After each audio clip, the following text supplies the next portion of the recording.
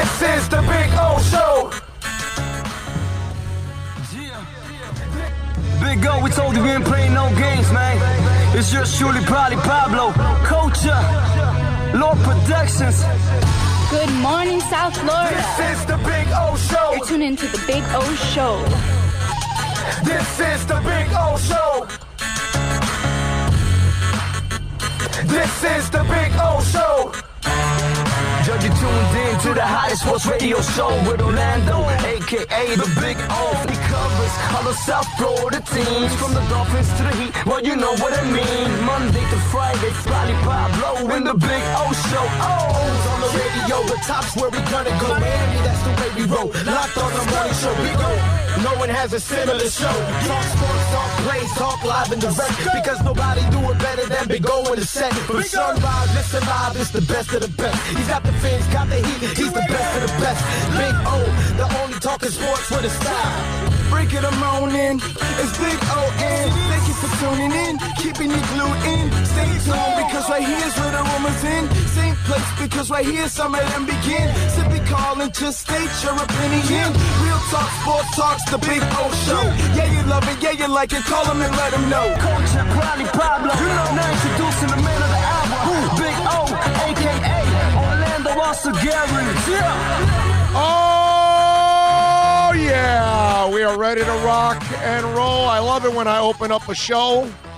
Wherever I'm at, I look around and there's people like, huh? What was that? You know, because obviously we don't start it off with a whisper. We started off with a bang.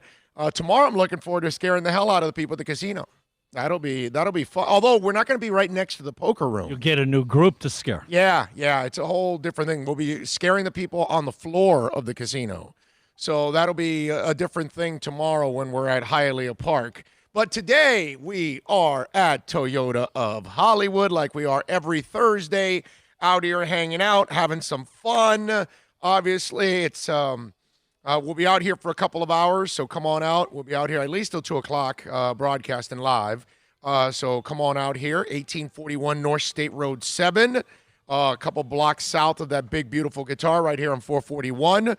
So come on by and say hi. Would love to meet you. We've been on a roll because some listeners have now started to come in every week now here at Toyota of Hollywood. VSS West Pines has been amazing. I mean, every week we go, every week there are listeners there coming by to say hi, and we really appreciate that big time. So come on by here today. Tomorrow at Craig's Inn Acura from 9 to 11, and then Hialeah Park from 1 to 4. So 4 appearances this week on the show.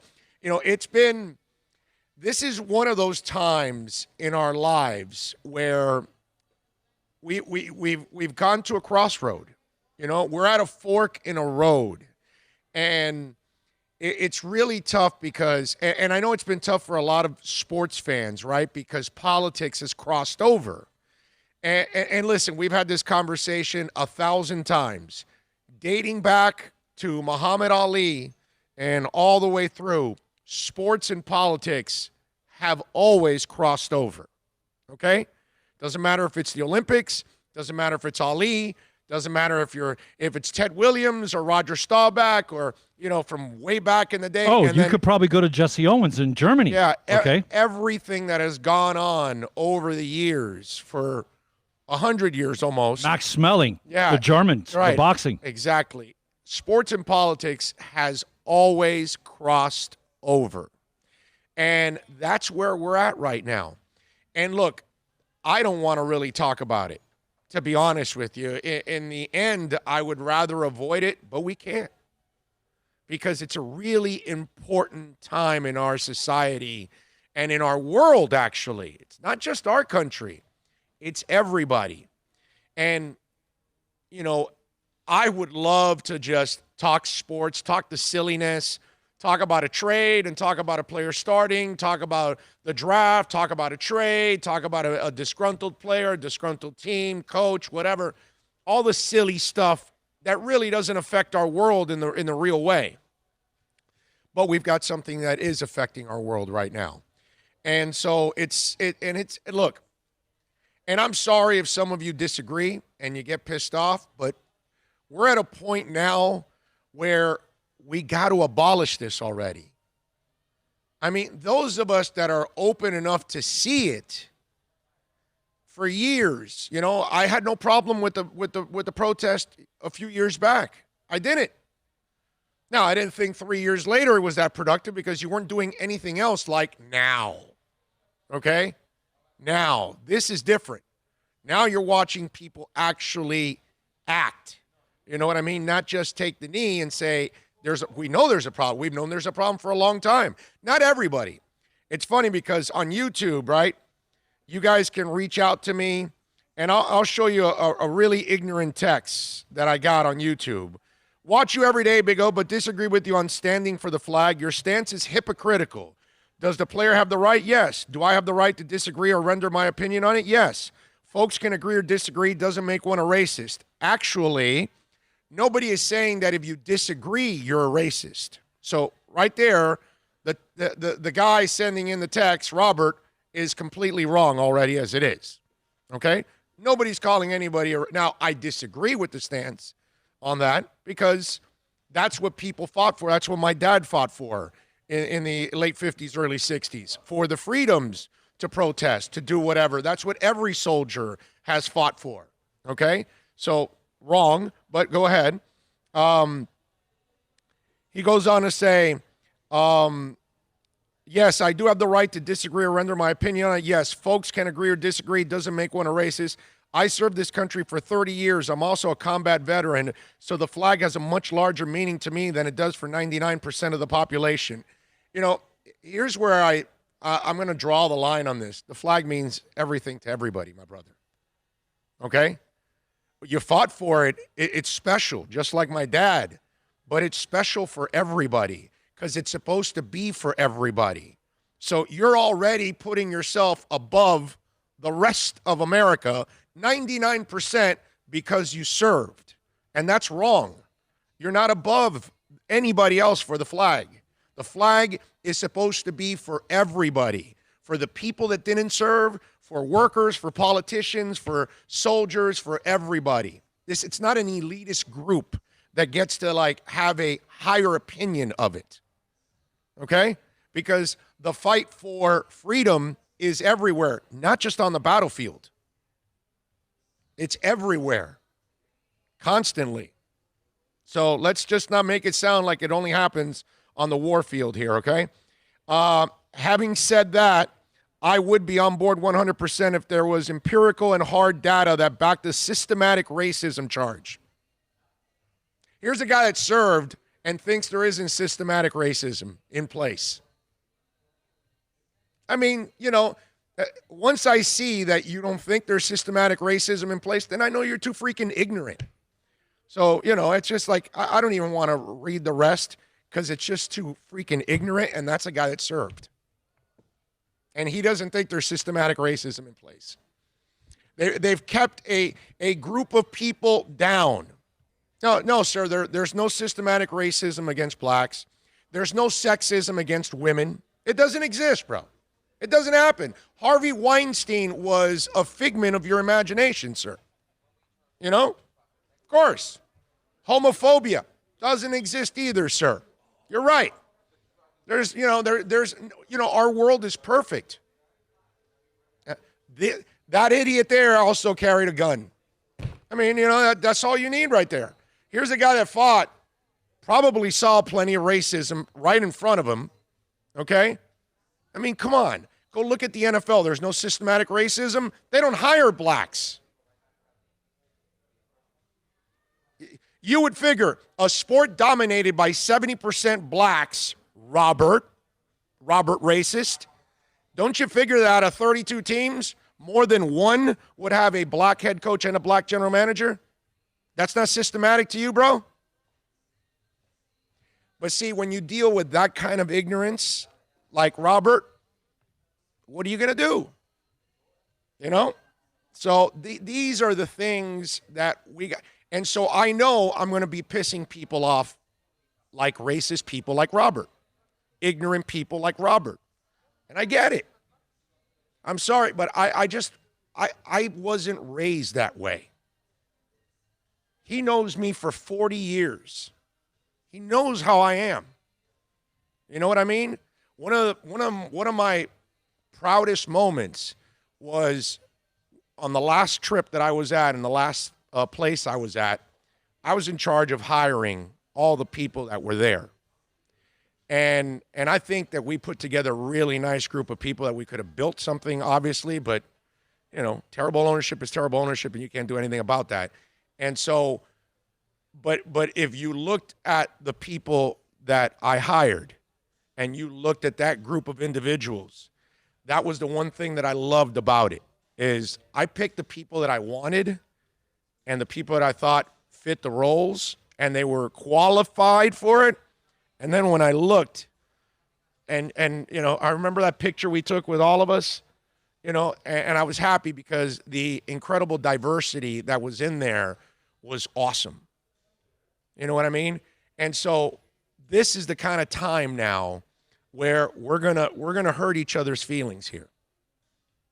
You know, because things have to be said, and this country has to move on, but we have to move on in the right direction, not in the wrong direction.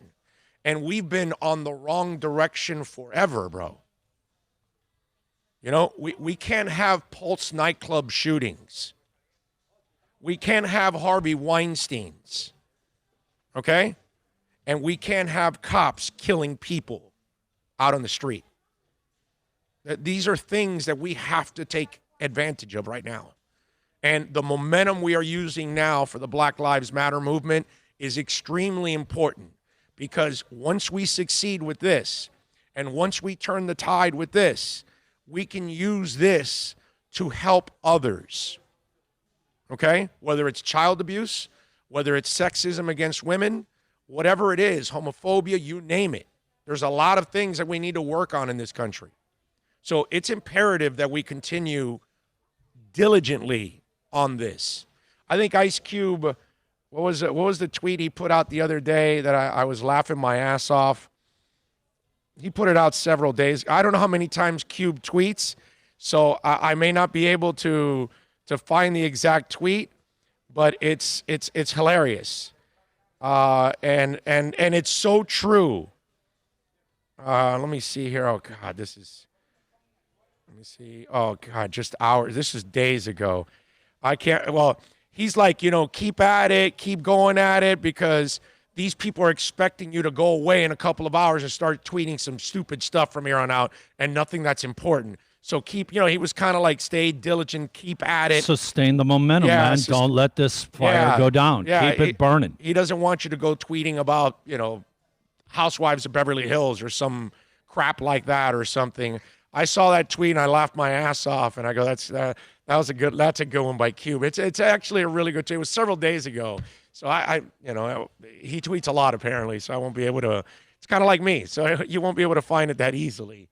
He had one today I saw stating that black people understand that the white people are reaching out to us, and please don't turn the racism on them. Don't hate, accept, and because it's going to take us together to do this. This is how we're going to actually finally. We're not. And I was like, wow, we're not leaving them alone anymore. Right. You know what I mean? What's the only way? Let's be honest. The only way change is going to happen is for white people. When you see a gay pride movement, everybody there is gay. I was actually out there one time. I know you went to one. And you know what I'm saying is, we need to be by all of these groups that are suffering. I wore my Judas Priest concert shirt for Rod Halford that day. There you go. Actually, Rob put out a post out to gay metal singers or gay metal performers to get out of the closet, to come out. Did that a couple of days ago. It's actually pretty powerful stuff. I did have to leave early because we had Iron Maiden that day. I remember. I got to leave because I got to go to Iron Maiden. Yeah. But I did have my Rod Halford. I had my Judas Priest on. I felt good about it that day. It's a moving article by Halford he put out a couple of days ago. Again, remember, he's got his book coming out soon too, his autobiography. But look, I know that this is a time that we're going to rub people the wrong way. We're going to rub each other the wrong way. And it's because we're going to bring the ugly out of people. That's really what it is. And now the people that are guilty of having that ugly in them have to fight everybody off now. You know what I mean? Because this is how they've thought forever. Look at how they're all going after the NFL owners now. Because everybody else has talked, but the NFL owners haven't. And they're the guys that never hire any black coaches or black general managers. You know, and so it's great that the players talk. It's great that the executives talk. It's great that the commissioner talk, but people really want to hear from the owners. Now, this process is going to be very painful. Let me explain why, okay? And I'm going to say it in a way that is incredibly, brutally honest. Some people are not going to like what I'm about to say, but it's the truth. Old, white, racist people that are set in their ways, it's really hard to move them off of that. You know that old saying, you can't teach an old dog new tricks? And that's kind of what we're in. And it's part of our cycle. And I've talked about this before because I hate the fact that we're labeled like we haven't made any progress or any of that, which is a lie. I keep saying that. That's a lie. As the years have gone on, we have made progress. More of us exist that are open to, listening to others, giving everyone an opportunity, a legitimate, equal opportunity. Okay? I think there's more of me out there than those bad people. America being what it's supposed to be, man, a melting pot. Diversity, all of us together, united. And that's what this is about. And that's what's developed over the years, okay? That's how we get to the point that we did vote in a black president. That's how we have gay councilmen, senators, governors, women senators, governors, councilmen, even ran for president. So we have made a ton of progress. Are we where we need to be? No. But I don't want to also take away from the progress that we've made over the years. Because more of us, as we grow up, we have evolved as human beings, and we are more accepting of others as time has gone on. And we are producing kids, because if you notice, like I've said many times, the Generation Zs and the Millennials, they are more accepting of people of other sexes, colors, sexual, orientations, whatever. They don't even like labels, these kids. Okay? So we have made progress. Let's not make it sound like we don't. Okay? That's the part I can't stand. Don't tell me that we haven't made any progress. We have, man. We've done a lot. Are we where we need to be? Not even close yet. But we have. We have. And now this movement is very important. It's gradual steps. We need to get convictions. We need to get changes in the police departments, all of that. Changes have to be everywhere. The NFL, like I said a couple days ago, instead of the NFL, that from within, they can actually use Stephen Ross as the example and say, look, this is what we need to be more like what the Dolphins are doing, that they're more progressive, and they're giving minorities the opportunities that they deserve. That's why yesterday I was saying it's great that Alonso got that permanent gig with Seattle. When does he get the general manager job that he's already earned? You know what I mean? So, so when I hear, some idiot, that, because I served, that makes me an authority. Because I served, the flag means more to me. Because I served, I don't see systematic racism. That's the kind of crap I get. And, when I get that, it's just like, I told the clown, get lost, bro. Get lost. I don't even want to see your ass. Just get out of here, bro. Mute them and move on, because that's the kind of stuff that we have to overcome. But, unfortunately, it's going to take us another 10 or 20 years to weed out those kind of people, because they need to die. That's all. I'm sorry. I hate to put it that way, but that's kind of what it is, And as the younger generations get older, there will be less racism, and they'll be more accepting of others. That's how we're evolving. That's the progress is already being made. It's just too damn slow. That's the problem with it. And people are dying. People are being abused. The people in people power aren't getting opportunities. You're right. It's the older people that are holding back that full swell of change. Right. You see Jerry Jones, like everybody's slamming on him because he's so quick on the kneeling and all that when it was happening. And now that this is going on, where is he? Like he's disappeared. Been an absolute no-show. You know what I mean? And so have all the other owners. And so all these old white owners, it makes you look like what you have shown us. You know what I mean? It's just whether Jerry's racist or not, I don't know. But I can tell you what the optics are. The optics are, it seems to me like he is kind and reaching out to them as long as he needs them. That's it. But having said all that, Tony Romo was a choke artist and never struggled to get a contract. And yet here's Dak Prescott, who played for you for 4 years under an undervalued contract, and you have dragged this on and give him money it's the quarterback. You got to give him the money. You got no choice. And yet, look what it looks like. Optics. You know? Tony Romo never was holding out, never was waiting for a contract. In fact, they would extend his contract and we would be, wow, they gave Romo his contract? You know, they would surprise us with the contract. Optics, man. You know? So for anybody to think, like that idiot, there's no systematic racism. Come on, man. You know, that when somebody says that, your ignorance is embarrassing. Okay? Your ignorance is embarrassing. That's all. It's pretty simple. Myron Sanchez, baby, chiming in with a little super chat. What the hell? Super chat. That took guts. We need guts. I told you I can totally super chat. So you think you got what it takes? You have no skills. This is permanent. Good job. I'm promoting you. You got a lot of problems, don't you? Take pride in that. Super chat.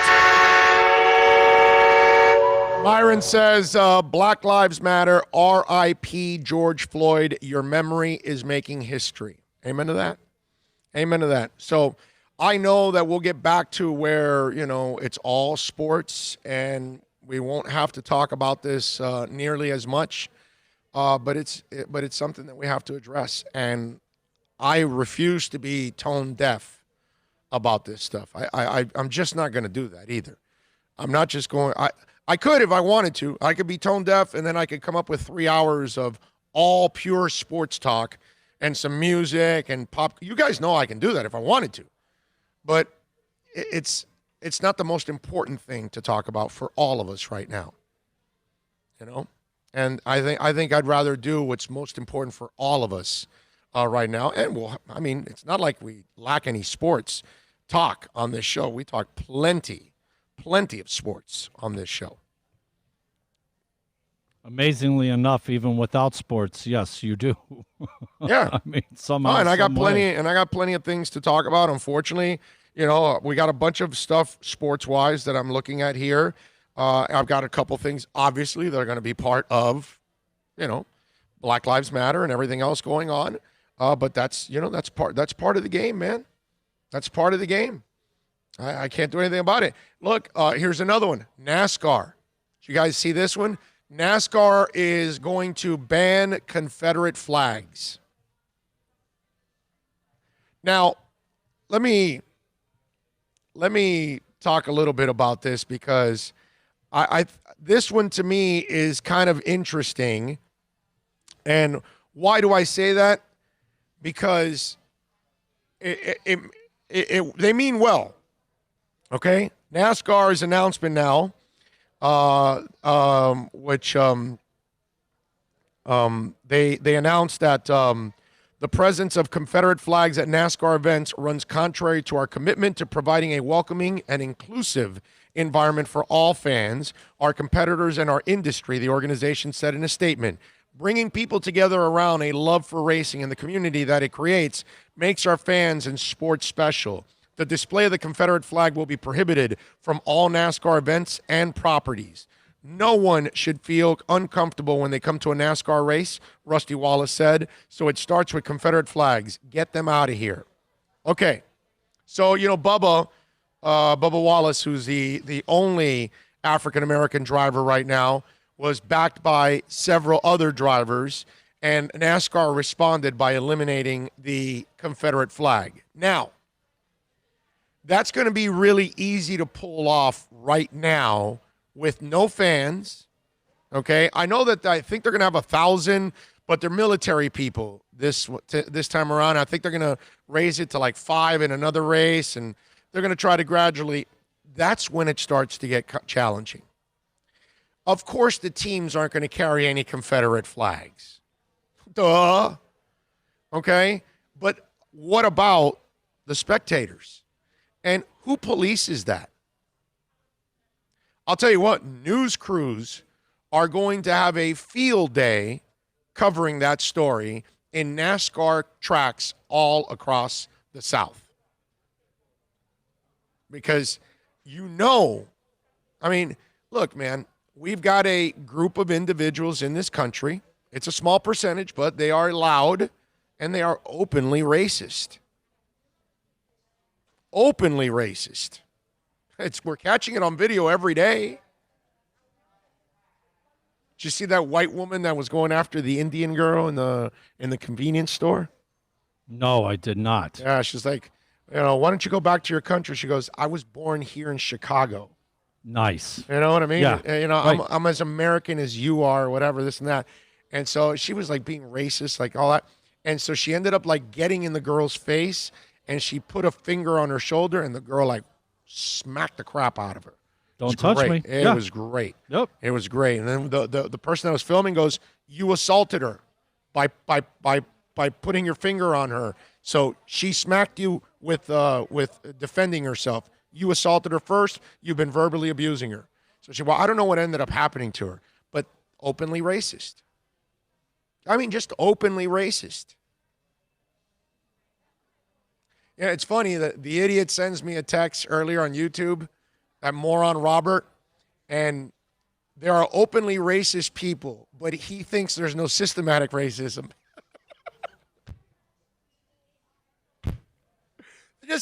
Just let that marinate. Let that sit in your mind. Just think about that. If there are openly racist people, don't you think systematically and behind the scenes they're working at it? Come on. If they're blatant in your face, imagine what they're doing behind your back. Behind closed doors. That guy served in the military. That guy. Well, supposedly. I don't know. But that guy served in the military. No, there's no systematic racism. Yeah, of course not. Just there's open racism, but no systematic. No, nothing going on behind the scenes. Of course not. Please. Come on.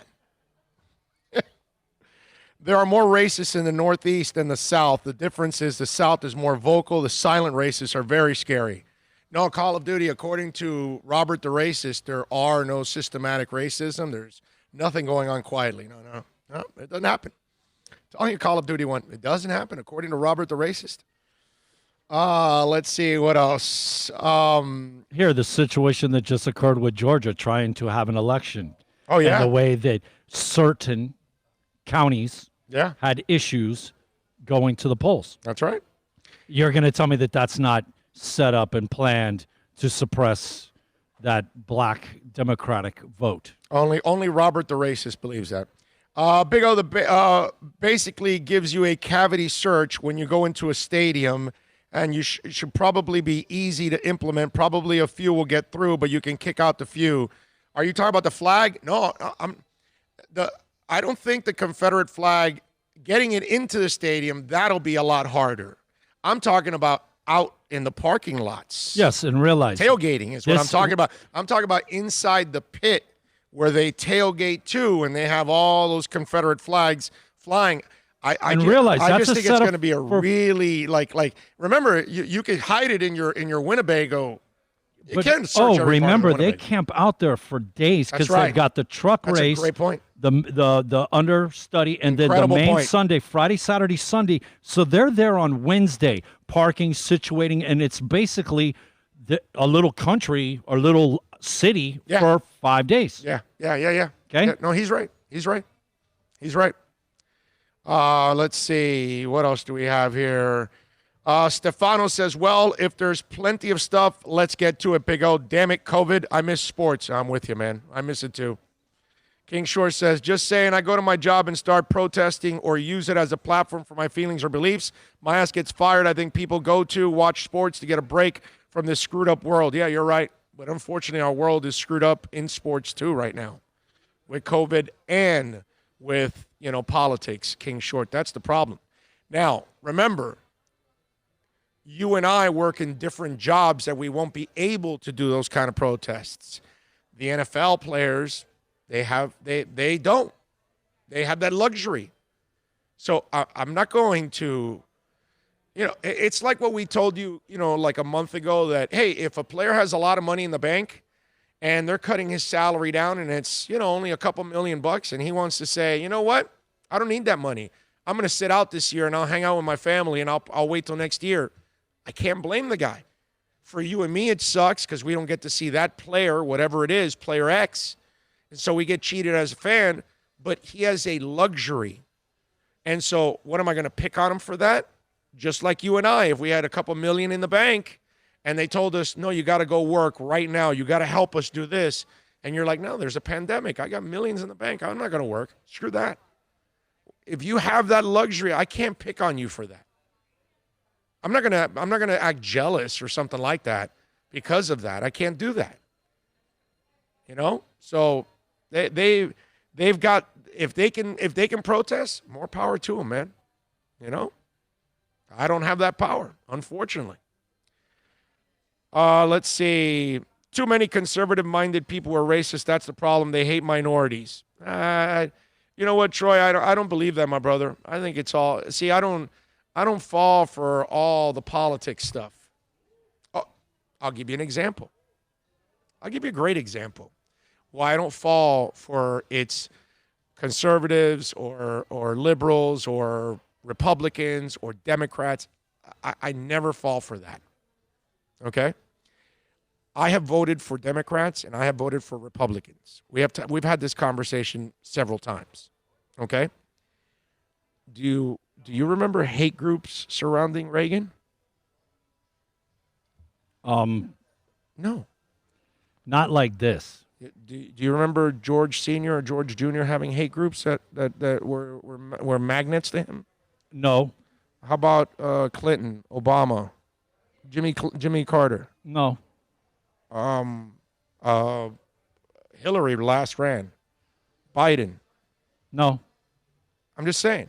This is the only guy I have ever seen in my 53 years. Fuels that hate groups. Fans flame of. Every time you see an act of hate, Trump's name is attached to it. Every time. All those groups relate to the one guy. No other Republican I've ever seen that. I've never seen it. And I voted for Republicans. I've never seen it with any of the Democrats either.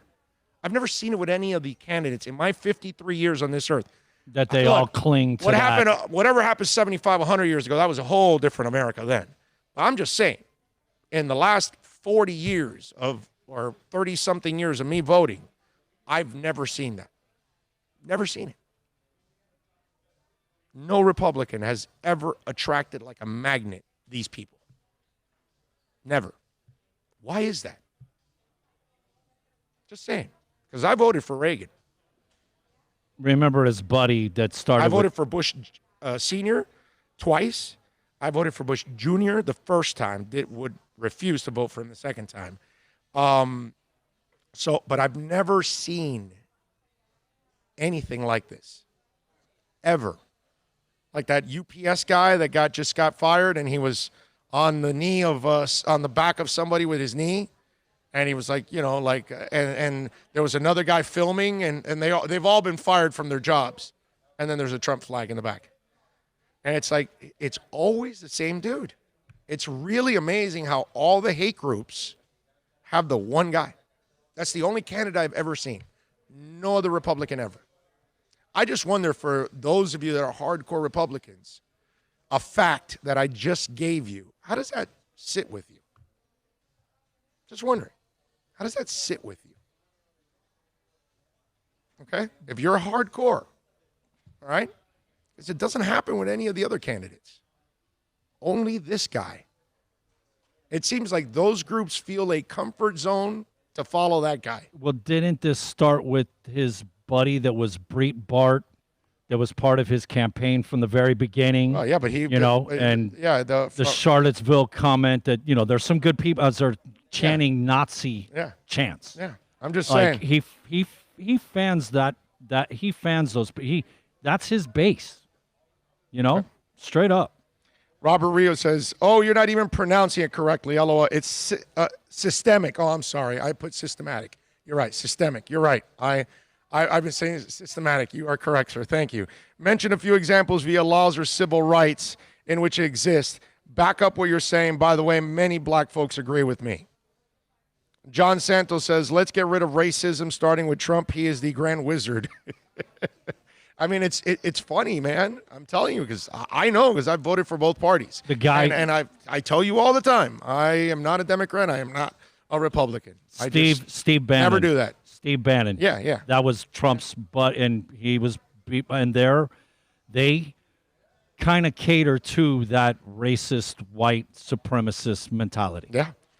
Stefano says the two-party system is shattered. Both parties are poisoned, unfortunately. Amen, dude. And anybody thinks that Biden's the answer? God. It's the lesser of two evils. That's all it is. Oh, God. Biden is going to be so terrible, too. What are you going to do? We're screwed. They never give us any good candidates. What are you going to do? All right. 786-322-1105 if you want to get in on the accidentlawfirm.com text line. Let's take a quick break. Let's turn it over to sports. You'll now. have to catch a 45-minute, half-hour somewhere later. We're only 38 minutes in. Yeah, let's take a quick break. We are out here at Toyota of Hollywood, baby. Come on out here, man. Steve Ostrov and company are ready to take care of you. Herbie Lopez, Gary Thompson, Rick, Eddie, Asrick, Joel. So many great people out here. Come on out here, man. Tell them that Big O sent you. They will take care of you. 1841 North State Road 7. Let's take a quick break. Quick couple minutes here. We'll come back. We'll get into some sports, baby. How about that? Let's get into a little sports right here on the Big O Show. Are you tired of watching the same old travel videos on the internet? Well, then check out MikeNoGoZones.com. A travel documentary that's breaking barriers. I go to the places that the media tells you to fear, where no one else dares to go. Baltimore, Opelika, South Side of Chicago, and more. Go to MikeNoGoZones.com.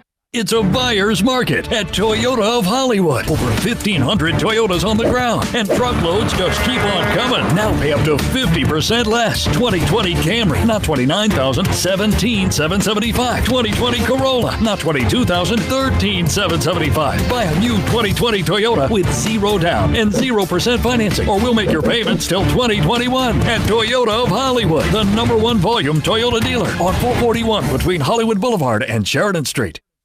No one expects to get into a crash, but I expect you to go to accidentlawfirm.com if you do. Make sure when hiring a driver, you go through a rideshare app so that you can be covered by the insurance, which can be up to $1 million whether you're a passenger or a driver. In other words, don't try to save a few bucks by paying cash instead of going through the app. I'm attorney Bobby Nunez from Nunez Law in Miami, and we're here to help you through the process. Go to accidentlawfirm.com for a free consultation from me, Bobby Nunez. That's accidentlawfirm.com. America's safest and best-selling compact luxury SUV is at Acura of Pembroke Pines, and this is how we do it. RDX, $339 a month at Acura of Pembroke Pines, the #1 volume Acura dealer.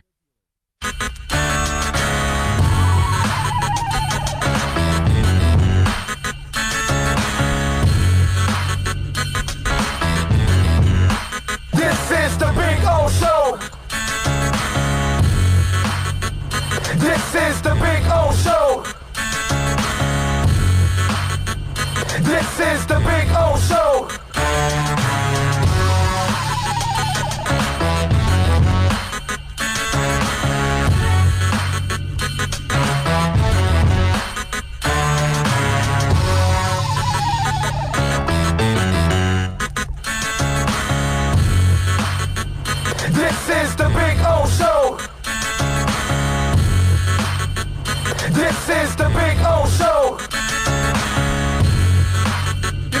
wondering if I was going somewhat crazy last night because I did something that I would normally never do. Do you ever sit there and watch the? Damn, I'm trying to get this hair that's on the mic. There we go. Do you ever watch the MLB draft? You know something, man? Be honest. Never, ever. Exactly. I just, you know how it is. We take a look and see where our Canes are going. That one year we had the 5 number ones. You remember? Right. That's it. Or maybe the Yankee, the Marlin interest. But you don't watch the draft. No, but I'm with you. I did yesterday. Yesterday I was watching the draft, man. I mean, listen, there wasn't a lot to. Now, I didn't sit there and watch it for hours. I watched the first.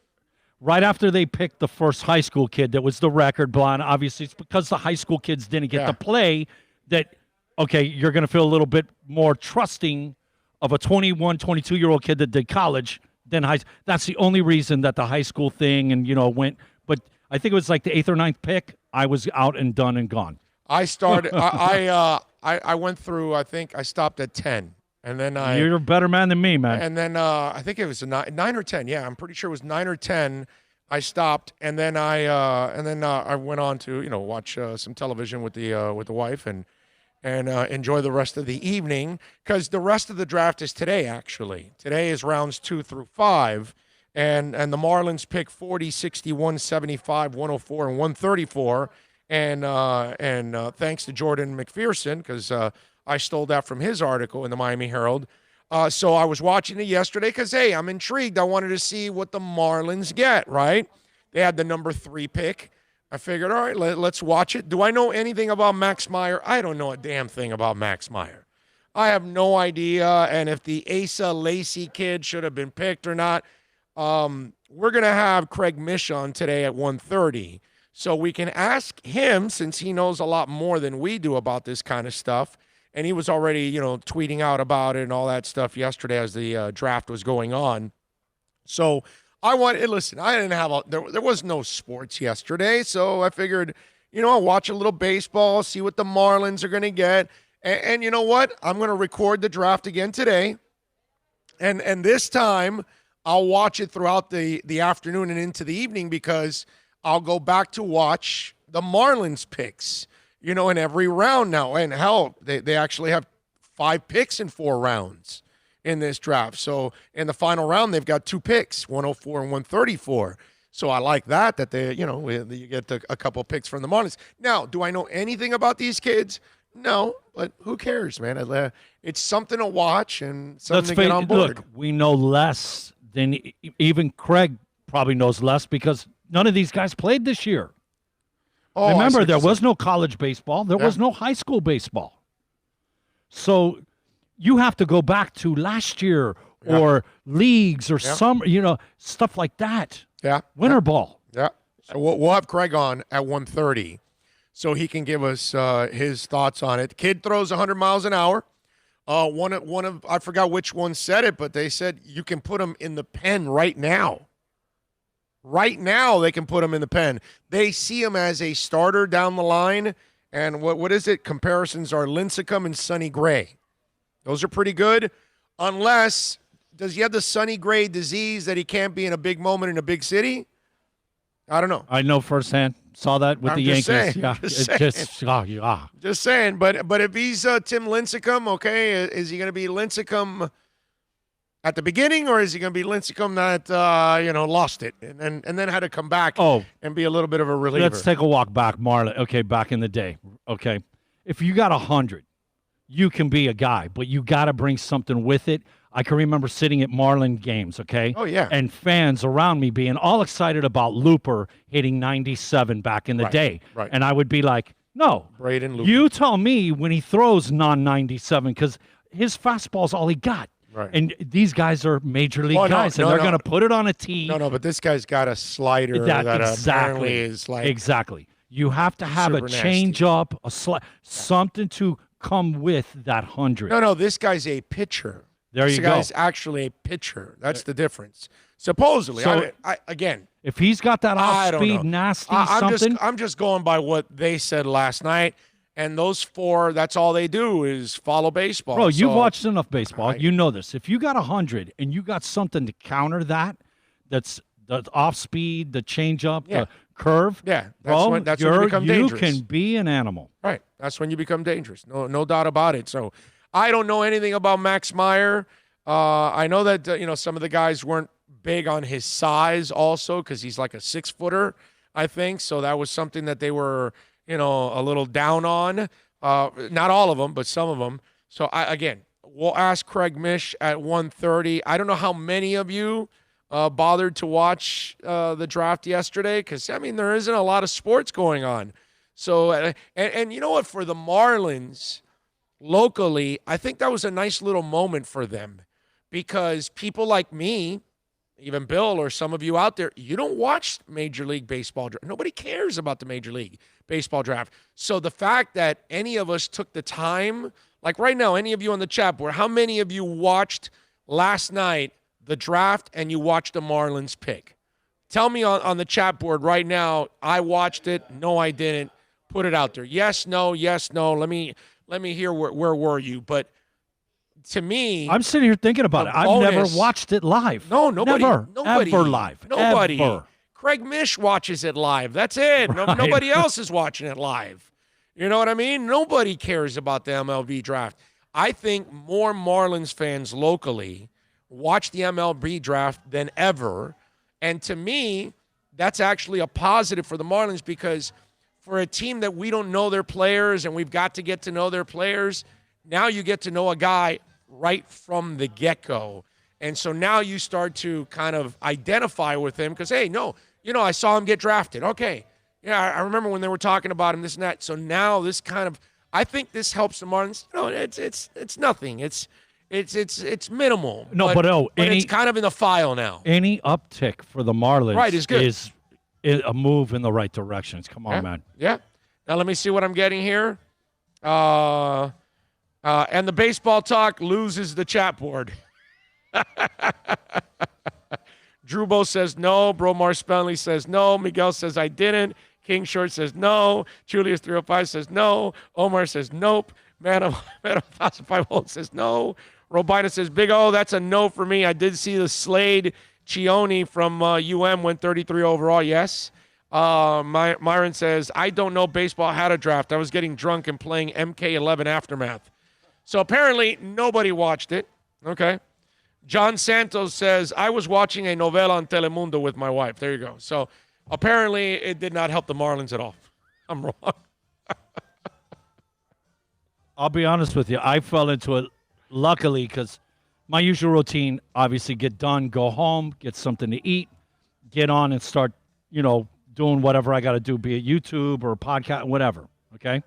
And I put on CNN and Fox and and of course ESPN, depending on what's on. So of course me leaving late yesterday because of all the segments that I had to do, and I left 3 for the end. Go home, get something to eat. It's 6:15, 6:20 by the time I put the TV on instead of 4:35. Bro, they went from SportsCenter into the draft, so yeah. I kind of accidentally got sucked in just because of where the channel was located. Right. And that might have came on. Okay, that might have happened to some people out there. They might have had the same thing. That I knew going in. They ended up watching because they had SportsCenter on. I knew going in that we had the 3rd pick, so I was like, let me stay right here. See, we got an interest. We got a horse in the race. Although it was pissing me off that pick 2 had a commercial break, an interview, all of that, and then they did the Marlins pick. It's like you had to wait forever, and on the left side it was saying the Marlins pick is in. It's pick. I was like, okay, it's in. Let's go to it, and we had to wait forever, and that sucked. So we'll talk to Craig Mish about that. Now, on the flip side of that, I saw the interview with Carl Ravitch and the commissioner, and I know that the players came back with the 89 and then the full prorated salary, all of that stuff. So now you're going to wait for the counter from the owners. But if you listen to the commissioner yesterday, they are expecting the players to come off of the 100% for the prorated salary. And if they don't, to me, we're going to get a baseball tournament this year. Not a season. We're going to get the 50-game tournament. Because that's what that is. A 50-game schedule in baseball is just a tournament. That's the way I look at it. That's a joke, 50 games. I mean, give me a break, dude. That's nothing in baseball. You really don't get to determine who is the best. Now, you want an asterisk? I told you that I'm giving a double crown to anybody that wins the NBA Finals. This is the hardest year to win an NBA Finals. Ever. It's not even close how difficult it is to win the NBA. You played the season. Now you're off for 3 months. You had to deal with a pandemic. Now you're going to go back into a bubble for a couple of months that you're secluded away from everybody. And then you go and you have to then, in that time, win the title. To me, it's the hardest title that's ever been won. Because mentally, to turn it on, turn it off, turn it on, turn it off, worry about your family, worry about a pandemic. Now you're stuck inside a bubble for a couple of months. And for guys like that, they've got that kind of money, that kind of freedom, they can't go anywhere. You're basically a prisoner for work for a couple of months. That's what it is. You can't leave. Nobody's allowed inside that bubble till after the first week of the playoffs. That's when they're allowed with 3 family members. So that means you have weeded out the whole league, half the bracket in the playoffs. So now you're moving on to the second round. So now that you have 8 teams left, you can now, kind of control the environment. So you'll allow some people in. You know what I mean? And I get it. It makes a lot of sense. But for those players, mentally, this is a hell of a challenge for them. Now, baseball on the other side, you never got to the regular season, so you never really started playing. Now you're going to play a 50-game tournament? How about, you know what? I'm sitting here and I'm thinking about it, Cheesy. What about this? You pick a number of games you play, whatever it is, 20, blah, and from that, you seed teams. And one plays 30, like that. One plays 30, blah, boom, and just 3 out of 5. And just have an elimination tournament, and it's not a single game eliminate, which we know baseball, that playoff play-in thing with the wild card, one game. Come on, 162, and you're going to play 163 to decide who gets to go play number 1 from, you know what I'm saying? I know, I'm with you. Just figure out a number, seed them, and play, and everybody's in and go. They already came up with their, crappy system, and they already came up with the, what's it called? The alternative that if they didn't reach an agreement, this was it right here, that they get to implement the 50 games, which, of course, players are going to hate and all that. And have you also heard some? They're just going to do everything to bury baseball, bro.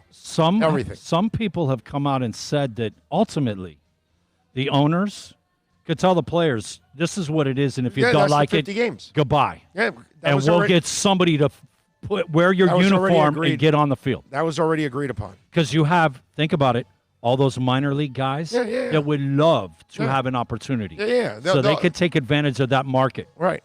And some players may say, you know what, and you're going to have more players sit out once you get to 50 games. Because once they implement the 50 games, which is what's coming. Baseball's a joke, man. Baseball is a sport that they can talk about all the money they're producing off of the established contracts. The next contract, and it won't be for a few years, they can enjoy the money for now, but in a few years, baseball is going to be in such dire problems. Baseball's problem is it's not a we and an us, it's a mine. It's mine. It's terrible, man. Terrible. Tremolio says, didn't catch the draft, was playing hide the sausage with the wife. Alex says, Big O, they always do that to the Miami teams. The national media hates us, such losers. You know what? They did that to the Dolphins. We saw that with the NFL draft. Oh, yeah, with the Tua Think pick, about it. He's right. Yeah. Sanchez says 50 games is a joke in baseball. Just cancel the season. Already pathetic. There you go. What do we have here? Screw baseball. Now they care about us, so why would they care? Why would we care about them? I don't think they care about anything in baseball. I don't think they care a damn thing about anything in baseball, to be honest with you. But what are you going to do? It is what it is.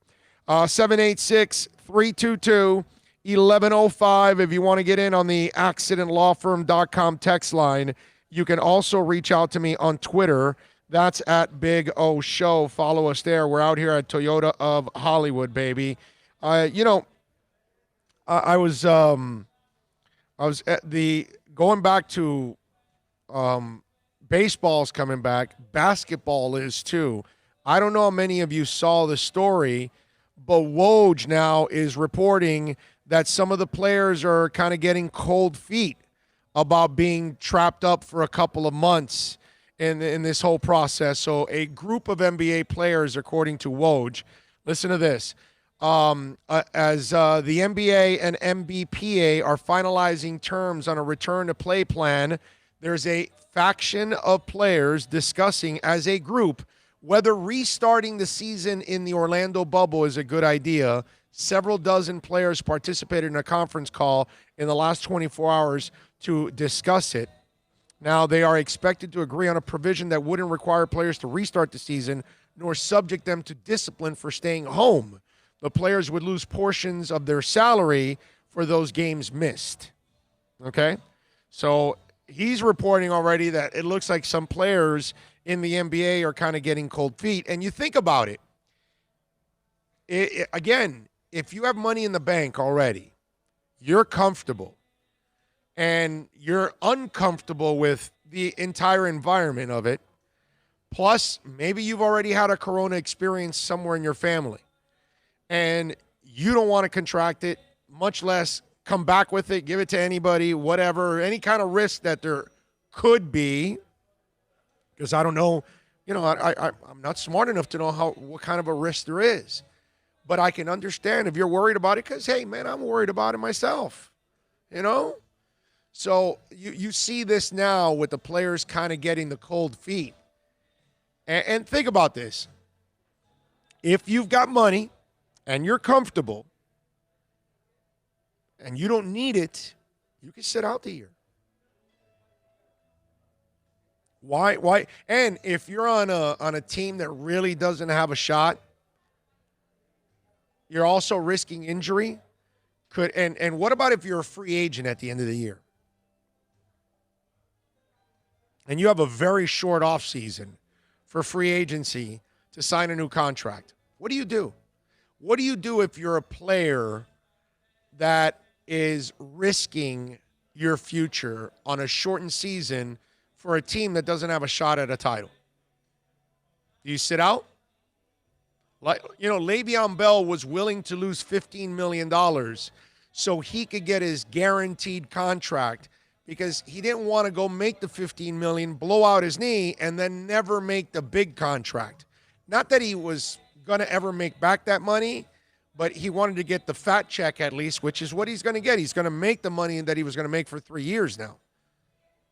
But if he blows out his knee on that final year, he doesn't know what awaits him because he doesn't know how bad the injury is, how much it affects him, how teams will respond to that. It's a running back. You're so interchangeable, all that kind of stuff.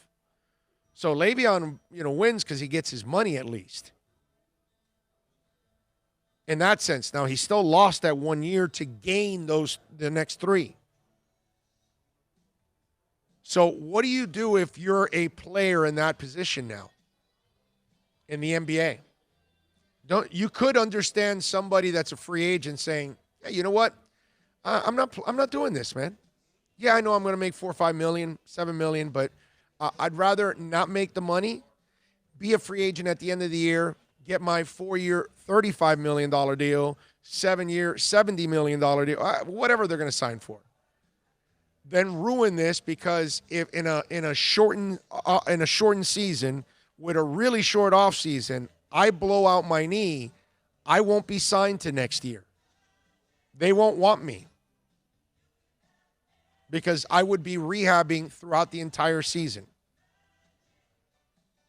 So now you lose out. Or you've got the money, you don't want to risk any kind of health issue. We've talked about this. Even the COVID could give you something that could affect you the rest of your career. And you're going to pass up the money because you've got a guaranteed contract for the next 4, 5, 6 years. So you pass up on this so you can make the money for the next couple of years. I don't know. I'm just saying. There's a lot of things going into this. Oh, and here's the other one. How about if mentally you can't deal with it? What about if you've been, because there's, how many of you right now are already stir crazy from the last couple of months being stuck at home? Hell, I know I've heard it from friends and family members. I'm not one of those because I'm a homebody, and so is my wife, and even my daughter to a certain extent also is a homebody. So to us, this kind of, outside of the financial issues and all that we all face, staying at home for me is not the end of the world. Okay? More than anything else is not being able to see sports and go to concerts. That's okay. That might be the one thing that kind of drives me crazy. Okay? But overall, I can see players not wanting to be a part of, okay, I've been cooped up now for 3 months now. I've been cooped up. Now you're going to put me at work, and I got to be in a bubble for a couple of more months, and I don't have access to anything. And I got to be around the guys. That's it. Some people may not be able to live with that, man. There's plenty of you out there right now that you can't stand the way you've been living the last couple of months. I haven't been one of those, unfortunately, but I can understand players, The other factor is sometimes this stuff, you get through it, but you have lasting effects for life. Right. Yeah, well, I just talked about that already. You know what's another one I thought about, How about if you're one of these guys that doesn't really get along with any of your teammates? Yeah. You get together, you play. Yeah. But other than that, socially, you don't want anything You're a loner. to do with them. Right. You're a loner. Imagine. Yeah. And then you got to be by yourself in your room, and you'll probably have a teammate with you in those rooms. And, yeah, no, you're right. You're right. And it'll be, you could see it. Hey, where's so-and-so, Matt?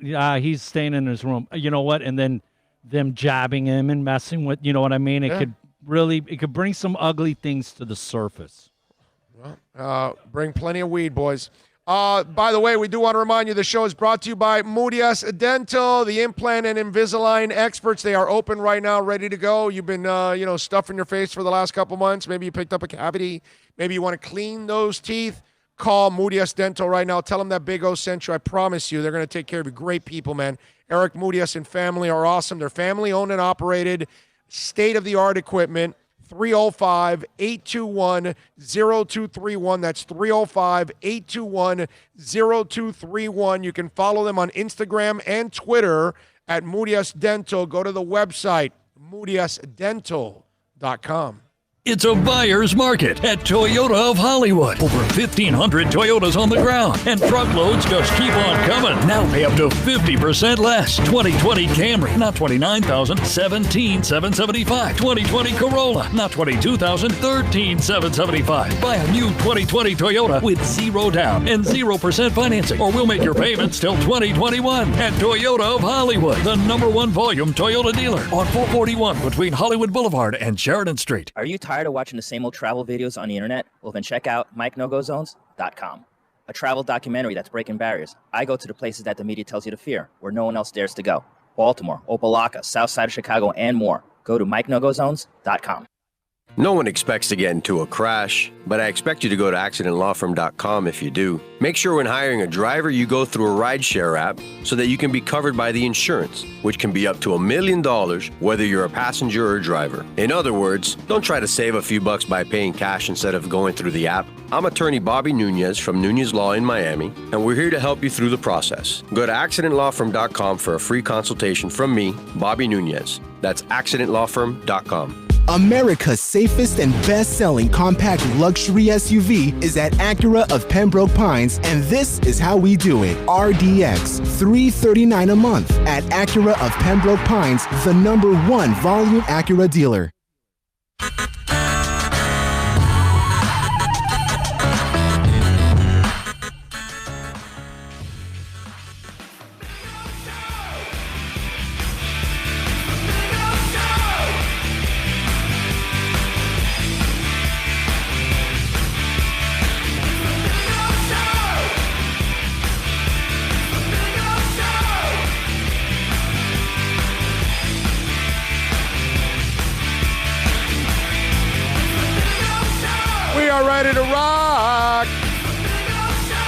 Hour number 2 from the beautiful dealership that is Toyota of Hollywood. I see a nice, beautiful Supra right in front of me. What's that? That's right. Everybody's treated like a star out here at Toyota of Hollywood. That's what I feel like every time I'm out here. I feel like a star out here at Toyota of Hollywood. So I took another step to trying, because we're all trying to avoid COVID. Although some of us thought we avoided it and we probably had it and it went and came and went and we didn't know, one of those kind of things. But I got in the mail yesterday my UV light sanitizer. So now when I get home, now I get to place my phone and my keys. I can put my mask in the box, zap it for 5 minutes, and it kills everything. 99.9% of all bacteria, germs, viruses, you name it, all that good stuff. So that's what we're at now, huh? Now you've got to UV light treat your stuff so you can try to stay as safe as possible. That's crazy, man. I know. I went and got my wife's phone, my daughter's phone, their keys. I put it in there, zapped it for 5 minutes. I was just like, okay, guys, here we go. Make sure you're doing it all the time. What I do when we show up is I have my gloves on, and I take out my bleach wipes and wipe everything down, and then I get out our stuff. Right. Our stuff never comes in contact with any of that nonsense. Right. But still, man, it's just another step to be safe, cautious. Yeah. I don't know if any of you have bought one of those, but I just got it, and it's just I can't take the chance, man. I just rather, And I think this whole thing has kind of changed the way we live, right? When you travel now, you think differently about how you pack, what you pack to make sure you're not violating. Oh no, that shampoo's too big. I can't. That's too many ounces. Whatever, all these stupid little things, right? It's not like any of us normal people. It's not like I accidentally put a gun in my luggage. I mean, most of us know not to do that, but you know what I'm saying. And then we know how much that we have to get earlier to the airport because we know that, going through TSA is going to be a pain in the ass. Don't pack a Whizzinator. Yeah, remember that guy? Yes, that's right. No Whizzinator. So, all these kind of things, right, that has adjusted the way we do traveling. This thing is going to adjust the way we live. And I said this a while back, and I'll say it again. I think now, if we pick up some of these habits, forget Corona, okay? Obviously, we're trying to avoid Corona, kill it, cast it aside, all that good stuff. If we live like this, we're going to get less colds, which is actually pretty cool, man. You know what I mean? So now that I think about it, okay, maybe we weren't washing our hands enough throughout the day. Now that I think about it, we weren't thinking about disinfecting things enough. You know what I'm saying? Like what Bill's doing now. Now, whenever COVID's done, we just continue to do the same thing. So that way we don't pick up anything along the way. This guy actually he gets colds all the damn time. So it's a better way of living for all of us. Because not just COVID, all the other crap that's out there. Might be able to avoid some of that stuff. So this will actually give us habits that will roll over and help us in other ways. And maybe if there is God forbid, sadly I know it's going to happen because the world is loaded with human beings, another virus, maybe this helps you also avoid the next virus by living this way. You know what I mean? I hope we don't have to wear the mask all over the place all the time. That I hope that eventually gets away. But, the washing the hands and disinfecting things and like the UV light killer and all that kind of stuff. This is stuff that actually might make our lives a little better. Save us a little money too, man. Less doctor visits and less money on medicine. Nothing wrong with that, man. Yeah. Honestly. Listen, man, supposedly the NBA is having a container full of marijuana flown into Orlando to entice the players to come. You're a bad man. Mickey Weed, right? Yeah, there we go. Amber is a backroom for America's missing broadcast emergency response. The alert was named after Amber Hagerman, a 9-year-old who was abducted and murdered in Arlington, Texas in 96. Rosenda, because of the Amber Alert? Yes. Now I picked up on it because sadly we just, most of us got an Amber Alert. Here it is. From Martin County, Kimberly Newberry, a 13-year-old with very long red hair and blue eyes. When you get those things, and especially if you're a parent, it gets you like right in the gut, dude. Because you know how that parent must feel. And it's the feeling you want to avoid for the rest of your life. Myron says, "Happy birthday to my favorite QB, Joe Montana." Cool, super cool. Joe is celebrating a birthday today. I didn't know. I took an antibody test on Monday and it came back negative. That's what Super Boom Shack says. Let's see. Alex says, exactly. I don't think they are afraid of COVID itself necessarily. They are afraid of injuries as well, and I don't blame them. And also, I think the mental burnout of being quarantined for the last 3 months, and then the fact that you're going to go somewhere else to be quarantined for a few more months. But if you have millions in the bank, you can say, I don't want to go through that. The guy that's broke, the basketball player that needs that money this year, that guy's not even thinking about that. That guy's more than happy to go quarantine and hang out for a couple months and make money. The teams that are probably, steps away from a title, right? The Celtics, the Bucks, the Lakers, the Clippers, those kind of teams. All those guys are going to be motivated because the ring is the ring, bro. You know what I mean? But you start getting down the line to the back end of those teams, and I could see some guys saying, this is not worth it for me. And it sounds crazy for you and me, but for them, I understand it. I definitely understand it. 786-322-1105 if you want to get in on the accidentlawfirm.com text line. You can also reach out to us on Twitter. That's at Big O Show. Follow us there as always, because that's a 24-hour talk show. Craig Mish, by the way, my buddy, is going to join us at 1:30 to have a little fun and talk a little Marlins baseball. Let me give you a little music news here so far. First of all, on the Facebook and Instagram channel for Kerrang! Magazine, they have concerts today, and I'm a little pissed, okay, at 1 o'clock Eastern, but maybe I could go back to the Facebook channel and IG for Kerrang! When I get off, but I'm a little pissed, Bill. At 1 o'clock today, Kerrang! Magazine has a concert from the Interrupters.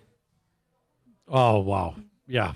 I heard about the effort from Greep of the extent you went to go see them when you were out in Cali. That was at Pomona, the Glass House. That was very – you went to some pretty long, extenuating effort to get there. Okay, so first of all, just so I give you context for that story, that night we had tickets for the English Beat.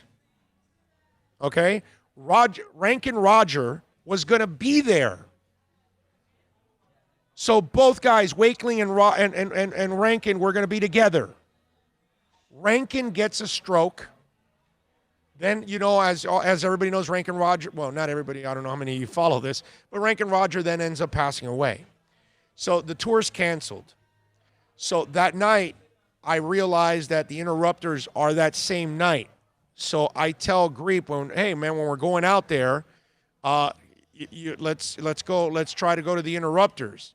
But I told him there's a catch. It's sold out. So we got to go there without any tickets. And he goes, are you sure you're going to get tickets? I go, because he's never done that. Greep is Mr. Conservative. So Greep is the guy that gets all his tickets. He's one step below like Sheldon. Right, yes, exactly. If you know Sheldon, Greep We're is not like saying it in a bad way. No, we're saying it a great way. It's just he's structured like that. Greep is the greatest, actually, because when it comes to concerts, that guy has set me up with more concerts than anybody else. He's great at buying tickets on time before everybody else, right when they go on sale. He has the memberships. I mean, he does it all. He's awesome. But he couldn't plan for this one because it was already. We had the tickets already for the English Beat. I had to get the refund. Oh yeah, this concert's not even in play because we're doing this over here. Right. So I go to him, hey bro, I love this band. We weren't doing nothing that night. There wasn't anything else in Southern California, and it would have to be pretty special for me to pass up on the Interrupters. So I go, hey man, I want to go see the Interrupters. You want to go? And he goes, all right, let's go. If you're gonna try to get, because he doesn't want to scalp. So it's literally like 50-something degrees. The wind is blowing, and a South Florida wussy, man, that wind is going through me. I'm cold as hell. And so I tell the guy in the front that is taking the tickets, I go, hey, are they selling any Interrupter sweaters inside? And he looks in, he goes, yeah. And he goes, hey, if I give you the money, can you go buy me one? So he went inside and bought me one, okay? So I kept waiting for people to come by that maybe had extra tickets. And then I told the person in the front, I said, hey, if you hear somebody has extra ticket, tell me about it. So sure enough, I ran into one person that had an extra ticket. I bought that extra ticket. And I go to grief, well, all right, one down, one more to go. And then, 20 minutes before they came on stage, I was able to get the second ticket, and we went in. We didn't even pay extra money for the tickets. Oh, wait a minute. No, it got better. Wait a minute. You scalped a sold-out show and paid face? No, better than that. Face for one, they gave us the second. How about that? You're not even known over there. How the hell did you pull this off? No, it was just nice people. They're just like, you know what? It's just the night we went to see Steve Harris. That happened to you. The guy handed me a ticket. Right. Handed you a ticket. I was like, man, can I buy you a beer? He's like, no, I don't drink. I'm like, right. Let me buy you a Coke, a water, or something. Come on, man. There you go. Drubo would be happy, right? I'm sorry, not Drubo. What's it called?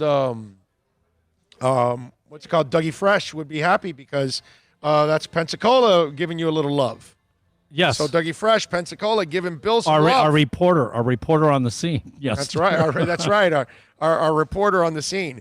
So I told him, hey, I ended up scalping the ticket and then getting another free one, and we went inside and we enjoyed the concert. It was a great concert.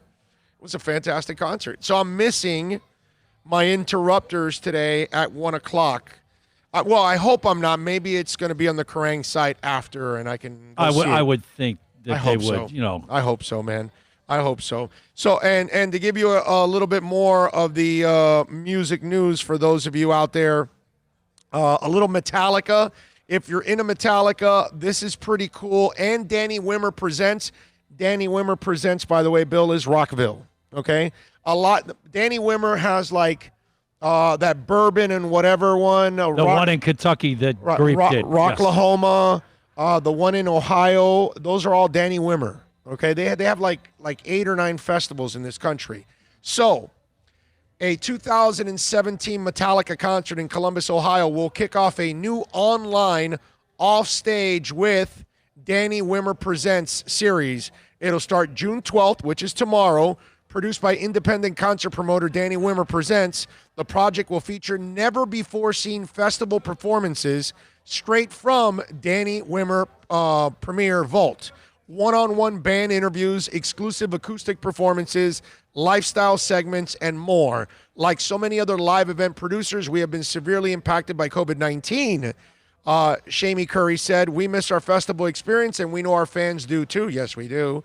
So we wanted to take this opportunity to offer some unique and original content rooted in our rock and roll lifestyle. Additional content to be posted in the coming weeks, including selected songs from the Foo Fighters, headline set at Sonic Temple in 2019, interviews conducted by Danny Wimmer, EVP, and talent Gary Spivak, of Jacob Shattuck from Papa Roach, Brent Smith from Shinedown, Randy Blythe from Lamb of God, Tommy Momsen from Pretty Reckless, and also a brand new acoustic performance from Tim McAlrath of Rise Against, Lizzie Hale and John Hottinger of Hailstorm, and a mixology session with Fletcher Drag of Pennywise, and so much more. So, if you want to, again, enjoy a little music like I do, since we don't get to do it very much now, since we don't have that opportunity, you'll be able to do it with Danny Wimmer Presents and Metallica and so many other ones. The other thing they're doing, are you a Thin Lizzy fan? You got to be, right? Yeah, of course. Yeah, They're, I figured an all-time. Yeah, definitely.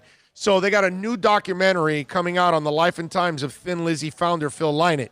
It's coming to cinemas this fall. According to the Screen Dailies, Ireland's breakout picture has acquired the rights to Songs for While I'm Away. Directed by Emma Reynolds, the film will tell a story of how a young black boy from the 50s working-class Dublin became one of the world's most iconic rock stars. Reynolds' documentary tells Lynott's story largely through the words of the performer himself. We are so delighted that Phil's Songs for While I'm Away and our film about the legendary Phil Lynott will soon be coming to the big screen, says the director. We can't wait to share with the Irish audiences to celebrate Philip and his extraordinary life and music. That's going to be cool. As always, we are incredibly proud of our dad, and we loved having the opportunity to look at the man behind the music with this film, added Lynott's daughters, Sarah and Kathleen. That's pretty cool. I want to watch that. I'm a Thin Lizzy guy. I like Thin Lizzy. I think this one is a cool thing. And then the other one on the music side for today, System of a Down has gone on board now because this year the German rock festival Rock AM Ring and Rock IM Park were forced to cancel due to, of course, we all know COVID, right? So now everything's been scheduled for 2021. Check it out. System of a Down, Green Day, and Volbeat are already on board for the 2021 edition of the festival, which will take place June 11th through the 13th in Nürburgring and Nuremberg, Germany. To me, this is considered like maybe the biggest rock festival in Germany. So this might be one of them. This might end up being a bucket list thing, Bill, that one day you and I have to go to. Okay. Let's see. Hope that could be coincided with Ireland hit for you too. Oh, yeah. Okay. The Cure doing something in England. Go like my 360 band today? That's awesome, bro. Go to France and catch Phoenix. Right. And then go to Germany. Right. How about that for a 2-week? Nice. Nice. I had to wear the 360 band because I'm wearing a 360 shirt. You didn't get that at the concert, did you? This is a 360? No, the 360 band. Oh, no. I didn't remember seeing those. No. I got this a while. I would have been buying one of those. I got this a while back. I got it on Amazon. That's awesome, bro. Yeah, I got it on Amazon because I said, this is it's actually a pretty cool little band. So I got it. Myron, you jealous? There you go, Myron. That's so not cool. That is. I should get one for Myron, actually. That's what I should do. You know what? I'm gonna see if they have another one, Myron. I'm gonna get you one, but you have to come here to pick it up. You have to come to one of our spots to pick it up. How about that, Myron? If I get you one, Myron, will you come over? Because Myron's a monster U2 fan. He's a fanatic. I'm surprised that more people aren't, man. I mean, if you don't like U2, if somebody tells me they don't like U2, I tell them right to their face. What's wrong with you? Straight up, your opinion for music, anything you say has no validation or man. Zero. Sorry. They're so talented. Myron says, no, I saw Nirvana. They're so diverse, bro. Yeah. There's got to be one out there that you like. Come on. Myron just put, I saw Nirvana for free on Bayside at the amphitheater. That's huge right there. You know what I'm going to recommend? A song for the chat board to listen to? Mamacita by Public Announcement. Okay? Bromar is saying, Drubo, would you be interested in doing fantasy football for money? Is there any other way? Do you play fantasy football for no money? I don't know about that one. You can have those funny leagues like the Waffle House Challenge or whatever we've seen. Or maybe we do it with fans. We could do that because we can't do it with money. But if you're going to do it with your buddies, there has to be something. Yeah, bro. There has to be something at stake, bro. There has to be something at stake. Something. You got to go out one Saturday night dressed like a girl, or whatever, anything, something. Yeah. Any of you out there a Cracker Barrel fan? How many of you enjoy Cracker Barrel? Everybody. I would say so too, right? I mean, how can you not enjoy Cracker Barrel, right? Well, as you all know, COVID-19 has hit all of us. Everybody's had to change. Everybody's had to adjust their business models out there in order to adjust to the COVID-19 losses, correct? All right. So Cracker Barrel restaurants across the country now are beginning to reopen, and you might notice something a little refreshing on their menu, folks. That's right. To help boost sales, Cracker Barrel has rolled out a limited assortment of beer and wine at 20 of its 664 locations. You can also enjoy a cold mimosa with your buttermilk pancakes. 2 flavor orange and strawberry are being offered. The family-friendly chain, which opened in '69, first began testing alcohol beverages at a handful of Florida stores in January. The results of this test thus far have been overwhelmingly positive. Of course it is. It's alcohol. And so we have decided to expand the test in different markets in Florida, Tennessee, and Kentucky. Janella Escobar, head of corporate communications at Cracker Barrel, told Today Food in an email. And she says mimosas have been quite popular. So now you know that you can get your thing on at Cracker Barrel now. You can have your meal and have a mimosa, have a beer, relax, all that stuff. I never even, because you don't think about alcohol when you go to Cracker Barrel. Like, I only think about it like a delicious breakfast. That's all I salivate and dream about when I go to Cracker Barrel, because I don't even go for lunch or dinner. What? Country fried steak, man. I just go for gravy, breakfast. Man. Oh I know. I've heard their other stuff is good too, but their breakfast is phenomenal. That's what I always think of with Cracker Barrel. You look. I don't think I've ever had lunch or dinner there. 7 out of 10 it's breakfast, but there are those rare that. Okay. And you know what? Sure. You know as well as I do. If it's going to go to lunch or dinner, I'm looking for a Bob Evans. Oh, yeah. Okay, yeah, Bob Evans are my go, but Cracker Barrel does a great job. I wouldn't be surprised, because their breakfast is so damn good, that their lunch and dinner is actually. If you haven't done it, man, give it a try, bro. Yeah, one day. It's worth it. I got to do it one day. Samuel says the chicken pot pie is legendary. Okay. Big O, what do you eat for breakfast at Cracker Barrel? Brother, I am a monster French toast guy, but I do love their pancakes, actually, there at Cracker Barrel. I think they do a great job with their. I'm kind of plain Jane, the pancakes, the hash browns, the scrambled eggs, some bacon. That's it. I don't get too crazy with funky pancakes and all kinds of crazy things and all that. No, I'm kind of plain, but I love the way they cook their breakfast here, man. I think they do an awesome job. Okay? If I had to guess, they probably use Bisquick, man, to make their pancakes. That's the authentic, the real. You did it. You did it one day at home. Yeah, I have Bisquick at home. I always get Bisquick. Yeah, brother. Yeah, definitely. Let's see.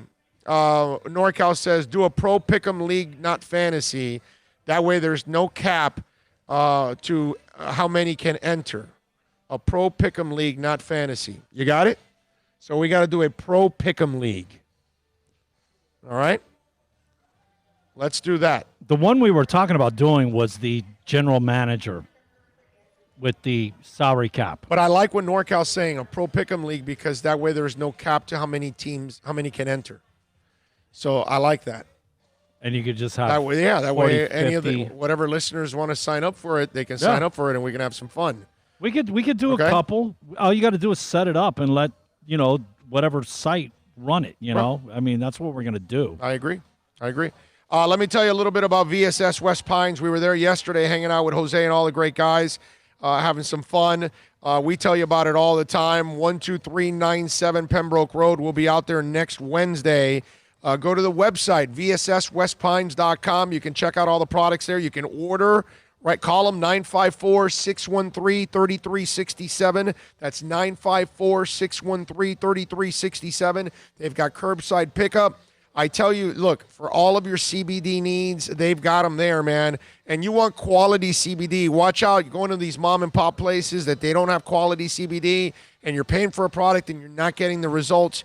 You want top-notch CBD, go to VSS West Pines. I'm telling you, whether it's stress, anxiety, pain, you name it, for you, for your dogs, your cats, maybe you need the pets to relax a little bit, you can do it at VSS West Pines. And again, they've got a slew of other things, whether it's rolling paper, whether it's hookahs, whether it's water pipes, you name it, and then all kinds of different items that you could never expect at VSS West Pines that you would love. I'm telling you, go on out there. It's where Spencer's and Barefoot Mailman meets CBD, 12397 Pembroke Road. Visit them on the website, vsswestpines.com, on Instagram at VSS West Pines, and, of course, call them, 954-613-3367. Tell them Big O sent you, VSS West Pines. America's safest and best-selling compact luxury SUV is at Acura of Pembroke Pines, and this is how we do it. RDX, $339 a month at Acura of Pembroke Pines, the #1 volume Acura dealer. No one expects to get into a crash, but I expect you to go to accidentlawfirm.com if you do. Make sure when hiring a driver, you go through a rideshare app so that you can be covered by the insurance, which can be up to $1 million whether you're a passenger or a driver. In other words, don't try to save a few bucks by paying cash instead of going through the app. I'm attorney Bobby Nunez from Nunez Law in Miami, and we're here to help you through the process. Go to accidentlawfirm.com for a free consultation from me, Bobby Nunez. That's accidentlawfirm.com. Are you tired of watching the same old travel videos on the internet? Well, then check out MikeNoGoZones.com, a travel documentary that's breaking barriers. I go to the places that the media tells you to fear, where no one else dares to go. Baltimore, Opelika, South Side of Chicago, and more. Go to MikeNoGoZones.com. It's a buyer's market at Toyota of Hollywood. Over 1,500 Toyotas on the ground, and truckloads just keep on coming. Now pay up to 50% less. 2020 Camry, not $29,000, $17,775. 2020 Corolla, not $22,000, $13,775. Buy a new 2020 Toyota with 0 down and 0% financing, or we'll make your payments till 2021 at Toyota of Hollywood, the #1 volume Toyota dealer on 441 between Hollywood Boulevard and Sheridan Street.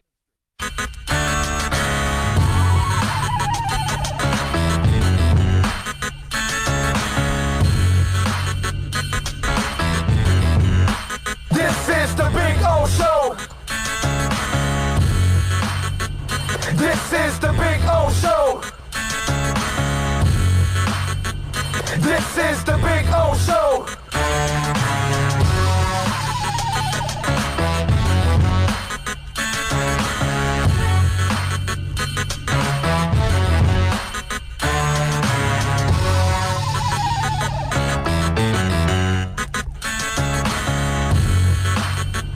This is the Big O Show.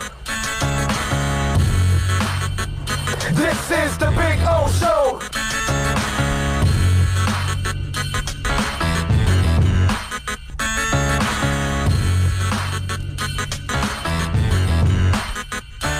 All righty, we back.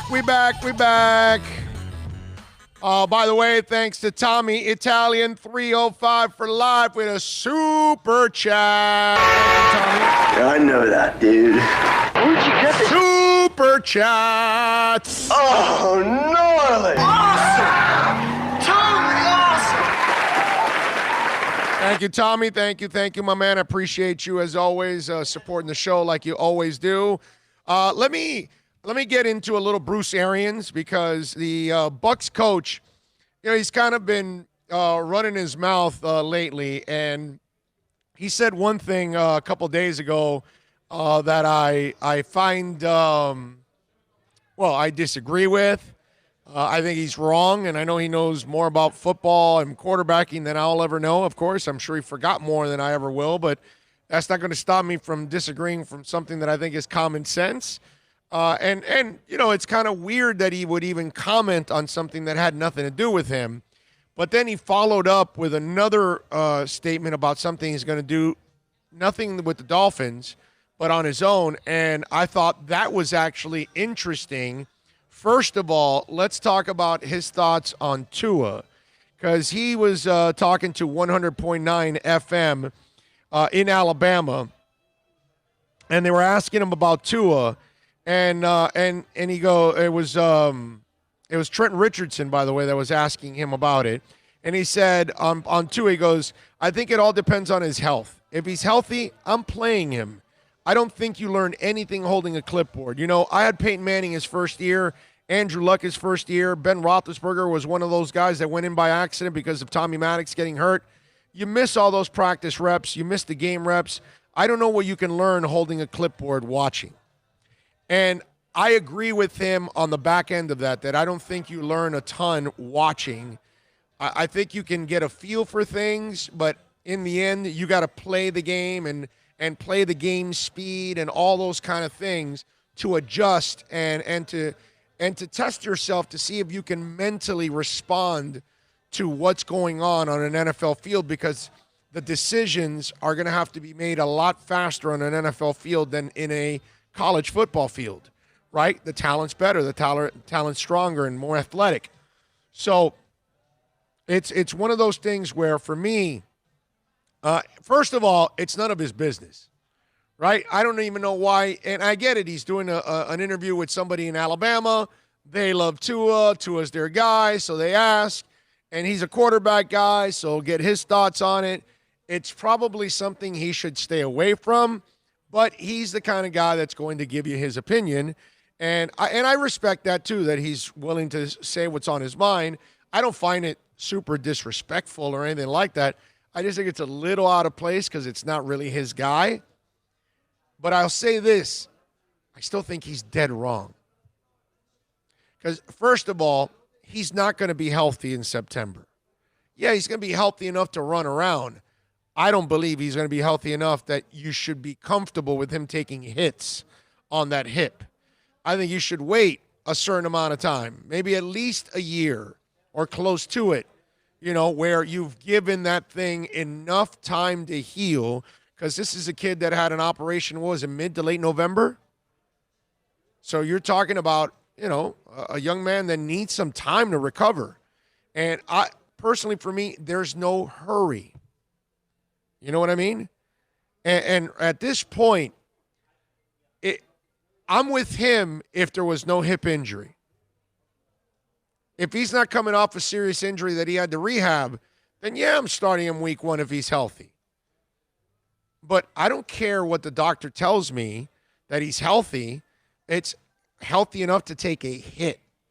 That's what I have to be. And when we talk about a fragile player like this, that he has gotten injured many times over, this is a guy that I gotta pace him. And so for me, you know, for him to say, oh, well, no, you've got to play Tua now if he's healthy. It's simple for him to say that because he's in his, you know, at the end of his run. He hasn't won a championship yet, by the way. Okay? All right? I know he's a quarterback guru type and all that good stuff, but he has yet to win a championship as a head coach. I know what it is. What? He sees us coming. He's looking in his rearview mirror. He doesn't want the Dolphins to supplant his Tampa team as the Kings of Florida. Yep. That's right. Okay? That's right. That's right. That's right. So, and it's coming. It's coming because the Dolphins will be the king of Florida soon. King of the AFC East and king of Florida. Now, I will tell you something that I did like about Bruce Arians, that he did say that I think it's actually pretty cool and pretty forward thinking. Okay? Not that it's going to save his ass. That's the one thing that I will say. While I like the plan, I like the concept and the idea of it, I don't think it'll work, and I'll tell you why. Okay, with the uncertainty of COVID-19, listen to this. Tampa Bay head coach Bruce Arians is considering keeping one of his quarterbacks away from the team facility, according to Chris Long from Greenlight Podcast. Speaking on the podcast, Arians noted that he's trying to decide whether to keep a quarterback away from the facility to ensure that the club has a healthy signal caller just in case Tom Brady and his backup must be quarantined. Yeah, that's one of the things I've been pondering the last 2 or 3 weeks as we set protocols. From what my understanding is, if you test positive, you get quarantined for 2 weeks. Now, if you have no symptoms, I don't know what that means. Is it a false positive? Is it? There's so much to learn and still explore with this thing, but I've thought about keeping the third quarterback on the roster out of the room with 2 guys that have been in our system, Blaine Gabbert and Ryan Griffin, really sharp, so I may have to quarantine a quarterback just in case of a quarantine. Now, Blaine Gabbert and Ryan Griffin aren't going to bail you out of anything, okay? You're not winning squat with any of those guys. So I do love the idea of getting your third quarterback and quarantining him in a season like this. It's actually very smart. But it really only works if your third quarterback is Jameis Winston. Because that's what I thought about right away. Think about it. You're the Saints. You have Taysom Hill. You use them all over the damn place. If Bruce Arians publicly just gave somebody in his division an idea he can use. I know Jameis Winston's a turnover machine, but still, would you rather have Blaine Gabbert, Ryan Griffin, or Jameis Winston as your third quarterback? And if I tell you, okay, your team is on the brink, Tom Brady is out, you've got 2 games left, the team's playing well, do you count on Blaine Griffin, or do you take your chance and roll with Jameis Winston after he's been a year behind Drew Brees? I think you might go with Jameis. So I found it interesting that he would bring that up and bring it out publicly, right? And then give others the idea of, that's a great idea. And we happen to have a third quarterback that actually could bail us out. Because I know Ryan Griffin and I know Blaine Gabbert are not bailing you out. So it's great if you save them. You know what I'm saying? It's fun. Okay, it's fantastic. But, break glass in case of emergency, it's not going to help, bro. It's not going to help. The lever's going to break. When you break the glass and you pull the lever, it's going to break, and then the alarm's not going off, and nobody's going to know there's a fire, and everybody dies in the building. Okay? I mean, it's just, that's how bad it is. But I thought about it. Am I crazy on this? That he just gave Sean Payton in his own division the idea of really what to do? This is definitely not of the Belichick and Flores. Don't say anything. Right. Don't divulge. Right. Like, it's almost, you know what? It almost sounds like he's trying to, like, hey, you guys that are questioning my coaching ability, and look at the idea I came up with. Yeah. You know what I mean? Way to go, buddy. Sean Payton's going, that's a hell of an idea you got there, buddy. Way to go, Bruce. I'm going to park Jameis back there in a room with some gumbo, hang out, and when we need him, we're going to call him up, and he's going to bail us out because I'm going to use Taysom and Drew Brees all the time anyway. Wow, that is awesome. Hey, why are we having to? That's awesome. Why are we having to Skype? Because Jameis, you're not involved in the meeting room. Yeah. You're going to be a couple doors down. No, actually, you're going to be on the other side of the building. Yeah. Okay, and y'all are going to Skype and get together and do your conference calls via that computer. But you're not going to be with obviously the offensive coordinator, Brees or Hill. Sorry. Flipper 13 goes quarantine Rosen to save the day.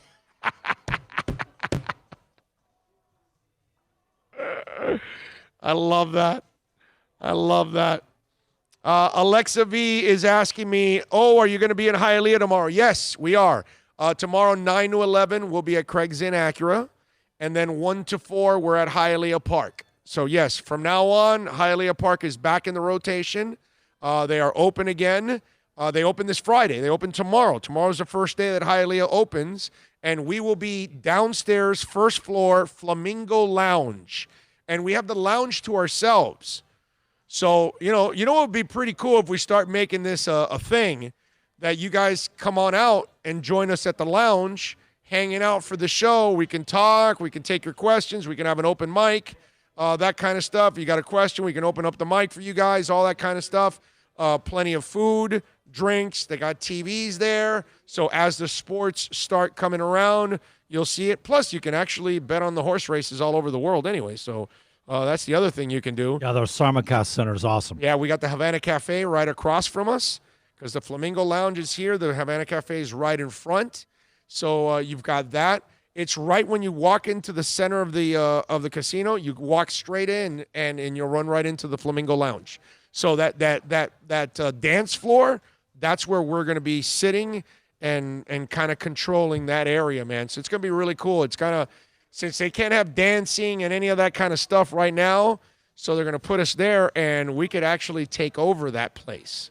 So whether it's Alexa, if you plan on coming on over, or anybody else, you come on over, man. Tommy and Hialeah, bro, come on over. That's your city. Get on down here. So join us at Hialeah Park, man, tomorrow. Okay? Or if you're in Pembroke Pines, over at Craig's Inn from 9 to 11. Kenneth Cleveland says, what's up, Big O? Listening to you from the Canes Boom Boom Room.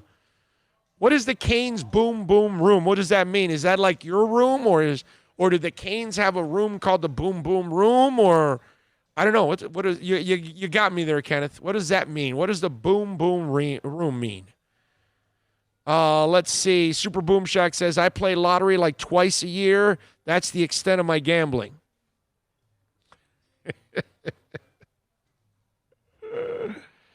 Let's see. What else do we have here? Flipper 13 says he goes to Tommy. A day without gambling is a day without sunshine for me. Joe says Fitzpatrick knows Gailey's playbook, so let Tua run with the ones more than normal. That will get him ready without getting hit. I'm sure they'll give him reps, man. He'll get his reps, but you got to give Fitz his reps too, because remember, my man, it's not so much about Fitz has a new center, so he has to get in a groove with his new center. He's really, 4 of the 5 guys on the line are going to be new this year? That's a lot that that Fitz has to get in sync with. He has 2 new running backs that he has to get in sync with, handing off the ball, tossing it, whatever, throwing it to them, all those kind of things. It's not as simple as you make it sound that, oh, no, just, give Tua a bunch of reps and, you only have to give Fitz a couple. No, it's not that simple. There's a lot of changes going on with the team, and he has to be the guy that leads because he might see things some of the young linemen may not see. He's going to see something that Preston Williams did wrong. Tua's not going to be able to see that because Tua doesn't have the comfortness with the offense and doesn't know exactly everything going on. Whereas Fitz is going to know exactly that Gesicki ran the right route, that Gesicki had enough space from the wide receiver, and he can go to the wide receiver and say, hey, you see it?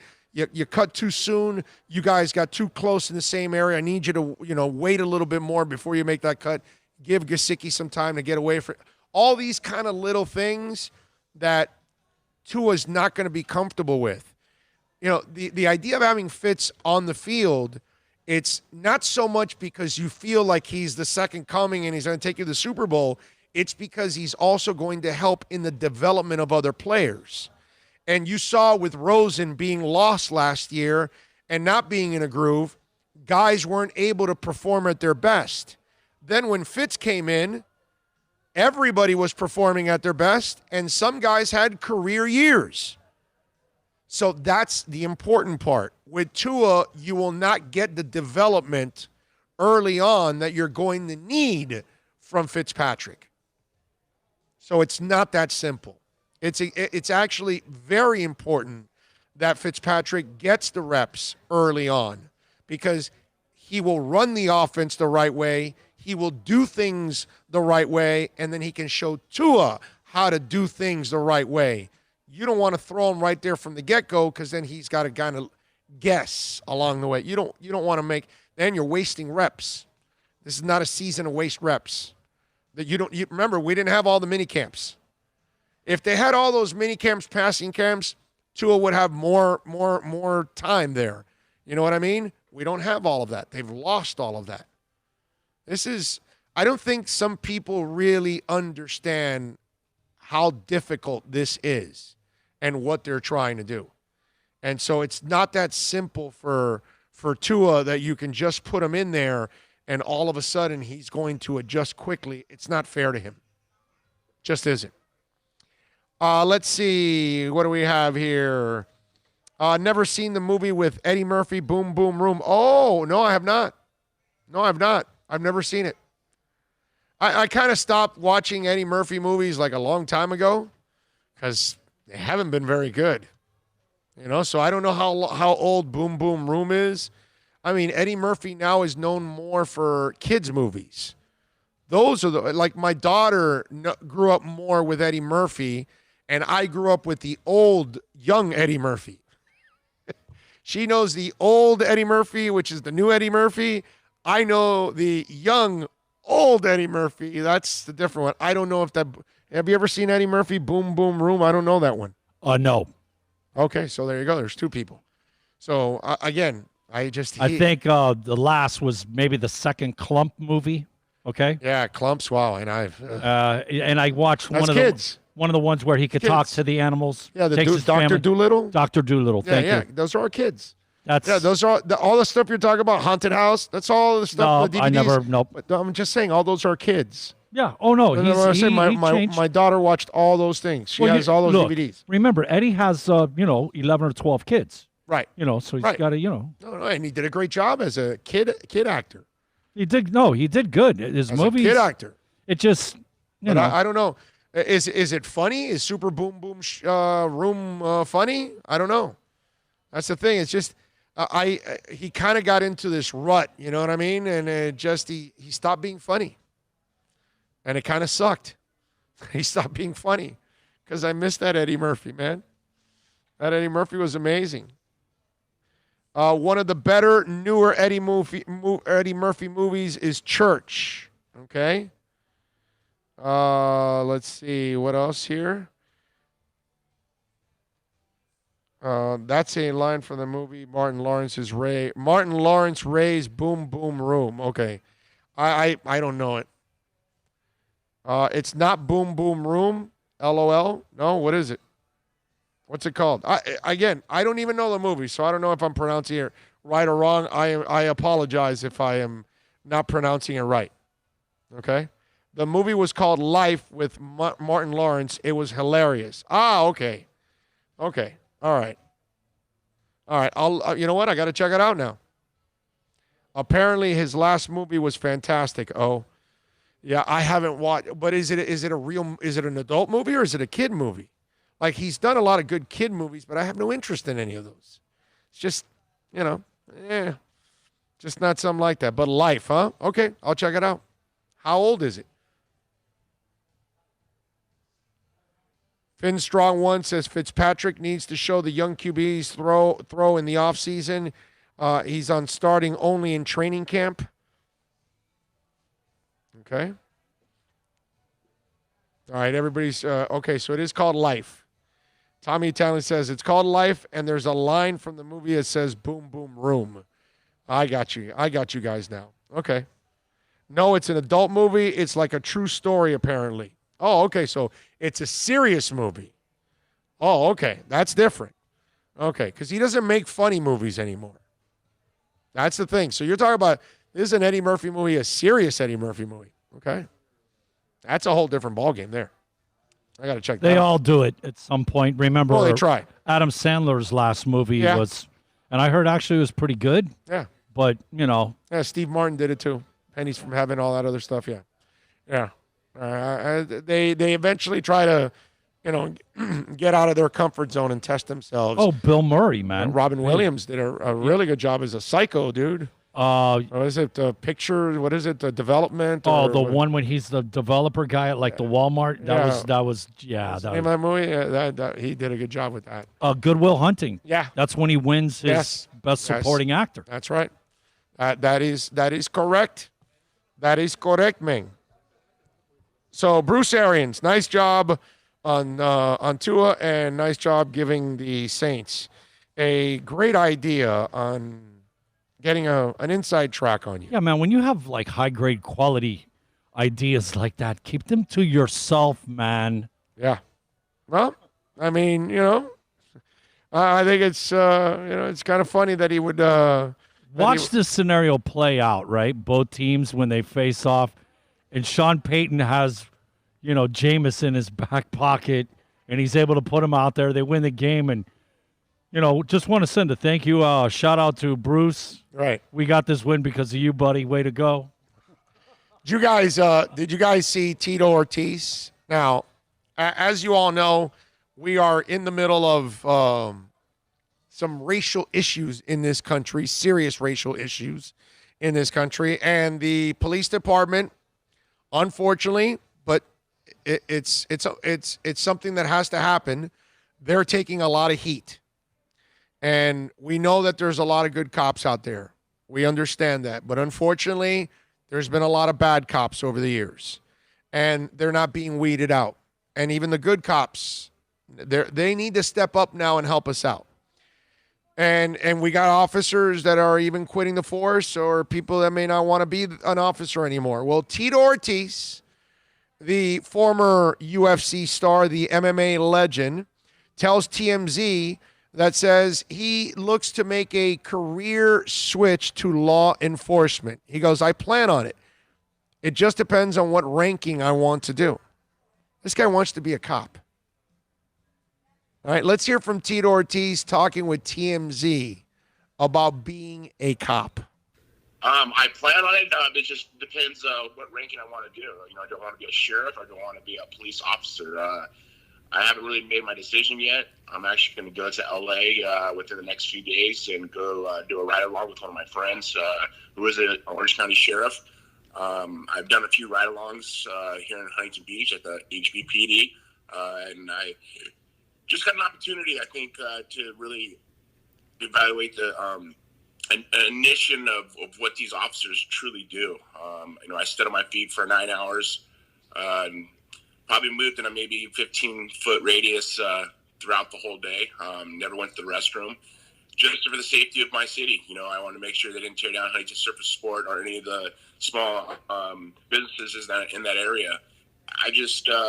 I think it's right. I just, at this time of my life right now, I'll be fighting one more time this year, and I want to hang them up, but I want to do something else that will not just keep that excitement going, but just do what's right for this country, do what's right for the city, for my city, for this county of Orange County, maybe even LA County, but just for the police who aren't seen as good guys. I was a kid growing up. I was always told the cops are the bad guys. Cops are the bad guys. Cops are the bad guys. But as I grew up and I became a citizen that gave back to my community, come to realize that the cops are good guys. The cops are the ones that are protecting us. So the cops are the ones that whenever we have a problem, we pick up 911 and we say, please help. Yeah. And they're there to help without a doubt. They're actually excited. I had a few officers reach out to me, and they're like, are you serious? I'm like, yeah, I am serious. And one of my friends, Andrew, who's been on the front line now for the last 12 days with no breaks, I feel for him, man. And that's only one guy that I know that's in the in the Orange County sheriff. All the other officers that are out there and got to deal with the stuff they're dealing with the young kids who are just harassing them and just nonstop throwing bottles at them, throwing Molotov cocktails at them. I mean, there's bricks. I mean, there's so much stuff that is being done right now. It just seems like we're living in the Twilight Zone. It is just, it's crazy.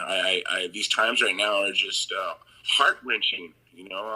I posted on my Instagram of, the Statue of Liberty with their hands over her face of embarrassment, and that's what this country feels like right now. And I really hope that people get it together. People understand that this is all political. This is all political, man. All right, so this is Tito Ortiz, and, I was looking at the chat board as it was going and as he's talking, and there was one that made me laugh. It said, it's from Tremolio. He says, no more meatheads as cops. Oh, my God, Ortiz is an idiot.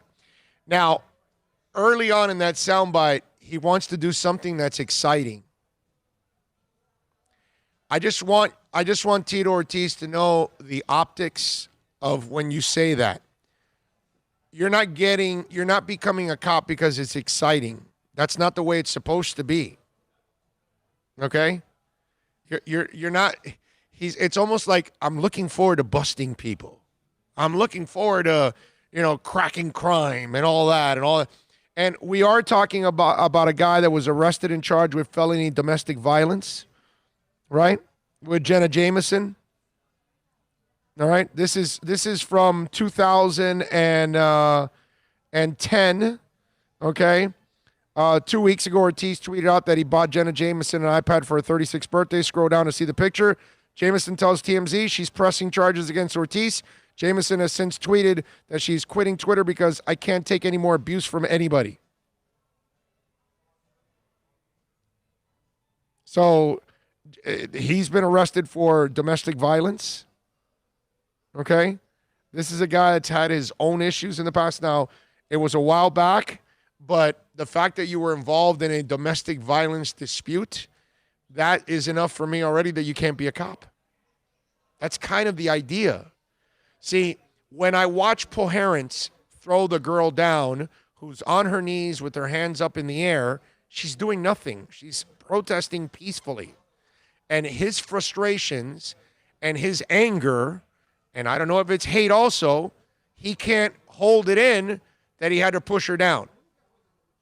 Well, Tito Ortiz, if you've got to beat up Jenna Jameson and you're a UFC fighter, I can't have you around average citizens. That doesn't. And then when you're telling me, I want to do something exciting. When you say you want to be a police officer, it's because you say you want to protect and serve. You want to keep peace. Peace is boring. The second you start talking up being a police officer, like cracking heads and beating up bad guys and beating up and all. And yes, that eventually will come. You don't have to force that. It's going to come. But if you've already got that gung-ho attitude, then I almost start worrying about you right from the get-go. Forget the fact that you've already been arrested for domestic violence issues. Okay? Let's just leave that one out there. Okay? Which should be enough that once you're arrested for that, you're done. There's no more. You don't get the opportunity to become a police officer. And you guys have mentioned it. I've mentioned it. Many people have mentioned it in the past. The standards are obviously really low to get in to be a cop. That's why you have some bad ones in there. And so you've got to make the standards a lot higher where you're mentally testing these ladies and gentlemen out on a consistent basis to make sure you've got the right people policing the streets. Tito Ortiz wants to be a cop. Are you kidding me? Come on, man. Come on. Where does that make any sense? All right. 2 hours down. We got one more to go. At the bottom of the hour, by the way, Craig Mish is going to join us. So we'll talk with Craig. We'll talk a little baseball, a little Marlins with him. I got a bunch of other things that I want to get to. I got a story that is going to blow you away. Seriously, the level of stupidity is as enormous as it gets. I've got an NFL coach stepping up for his players. I got to tell you something. Here's another story that we'll get into where college basketball and a player, this is where I get pissed at the NCAA, and I've got to defend players, and the level of hypocrisy is just a joke. Anyway, we've got a bunch of things to talk about. Let's take a break. We'll come back on the other side live from Toyota of Hollywood right here on The Big O Show. Are you tired of watching the same old travel videos on the internet? Well, then check out MikeNoGoZones.com, a travel documentary that's breaking barriers. I go to the places that the media tells you to fear, where no one else dares to go. Baltimore, Opelika, South Side of Chicago, and more. Go to MikeNoGoZones.com. It's a buyer's market at Toyota of Hollywood. Over 1,500 Toyotas on the ground, and truckloads just keep on coming. Now pay up to 50% less. 2020 Camry, not $29,000, $17,775. 2020 Corolla, not $22,000, $13,775. Buy a new 2020 Toyota with 0 down and 0% financing, or we'll make your payments till 2021 at Toyota of Hollywood, the #1 volume Toyota dealer on 441 between Hollywood Boulevard and Sheridan Street. No one expects to get into a crash, but I expect you to go to accidentlawfirm.com if you do. Make sure when hiring a driver, you go through a rideshare app so that you can be covered by the insurance, which can be up to $1 million whether you're a passenger or a driver. In other words, don't try to save a few bucks by paying cash instead of going through the app. I'm attorney Bobby Nunez from Nunez Law in Miami, and we're here to help you through the process. Go to accidentlawfirm.com for a free consultation from me, Bobby Nunez. That's accidentlawfirm.com. America's safest and best-selling compact luxury SUV is at Acura of Pembroke Pines, and this is how we do it. RDX, $339 a month at Acura of Pembroke Pines, the #1 volume Acura dealer.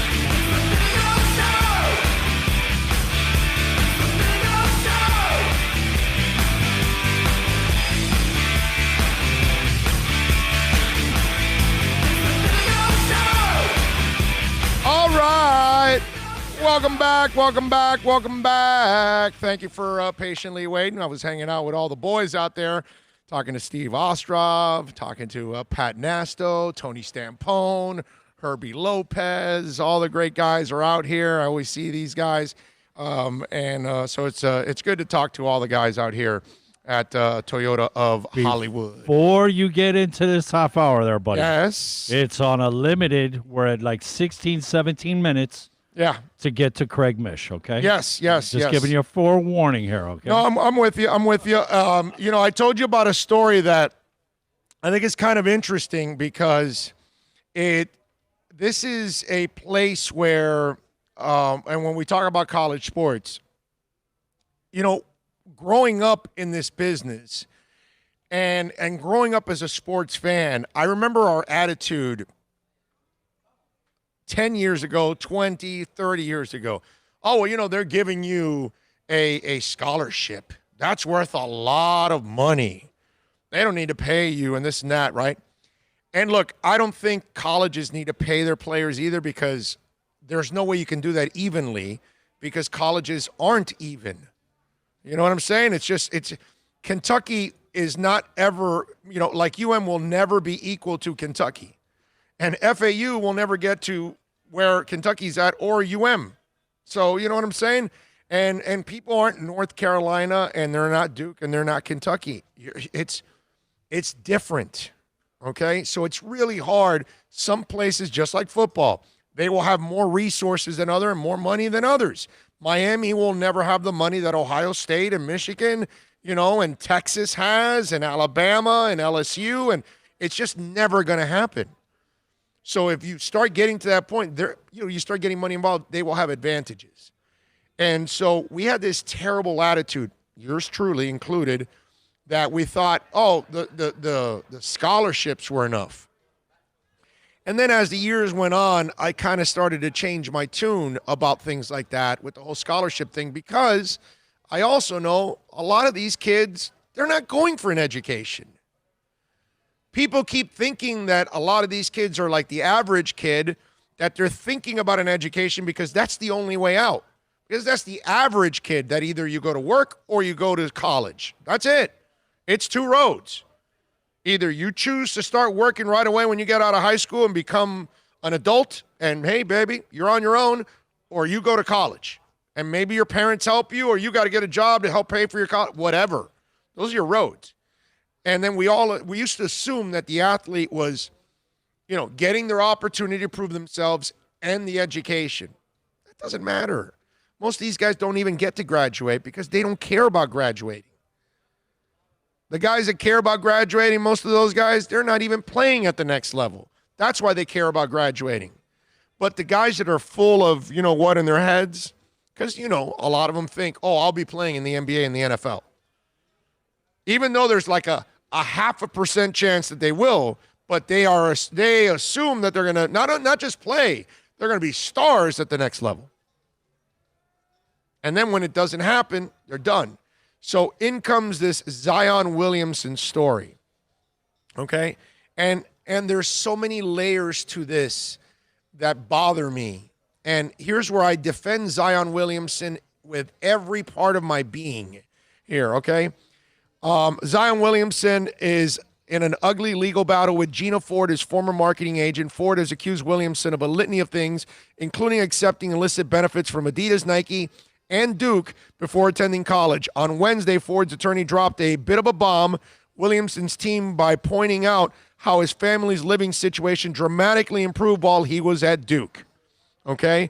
Williamson initially sued Prime Sports Marketing, Ford's company, to terminate his contract because the group wasn't officially recognized by the NBA Players Association. Ford then sued Williamson for breaking his 5-year contract with her. She is seeking $100 million in compensation. On Wednesday, Ford's attorneys ramped up their attacks by shining light on Williamson's family living situation. Before Zion went to Duke, his parents were living in an $895 monthly rental in South Carolina. After he enrolled, they lived in a property which was valued at $950,000, for which the monthly rent was listed at $4,995. The court documents list monthly rent, which is the number that doesn't exist. And they've got a number there of $4,000 990. It's 4,000,9995.00, which is, it's not an accurate number. It's not what it is. So anyway, Gina Ford's attorneys also point out to improve housing situation for Zion Williams' parents. As evidence, he was paid to attend Duke. Pre-Duke, $895 monthly rent. In the North Carolina property, $950,000, like we told you, right? So it says Williams' family had 3 luxury cars registered to them: an 18 Mercedes-Benz G-Wagon, a 16 GMC Yukon, and a 15 Cadillac Escalade. All right. Look, I'm not going to deny any of this stuff is illegal. I'm not going to deny that any of this stuff is wrong. But you know what I'm also not going to deny? I'm not going to deny Zion Williamson every bit of it. You know why? Duke knew he wasn't going there for 4 years. Duke knew he had no intentions on getting his degree because he's a one and done. Duke knew that they were trying to use him to get to a national title again so they can continue their run. So they were using Zion Williamson for everything, for marketing, for winning, for stature, all that stuff. And they knew he was leaving the following year.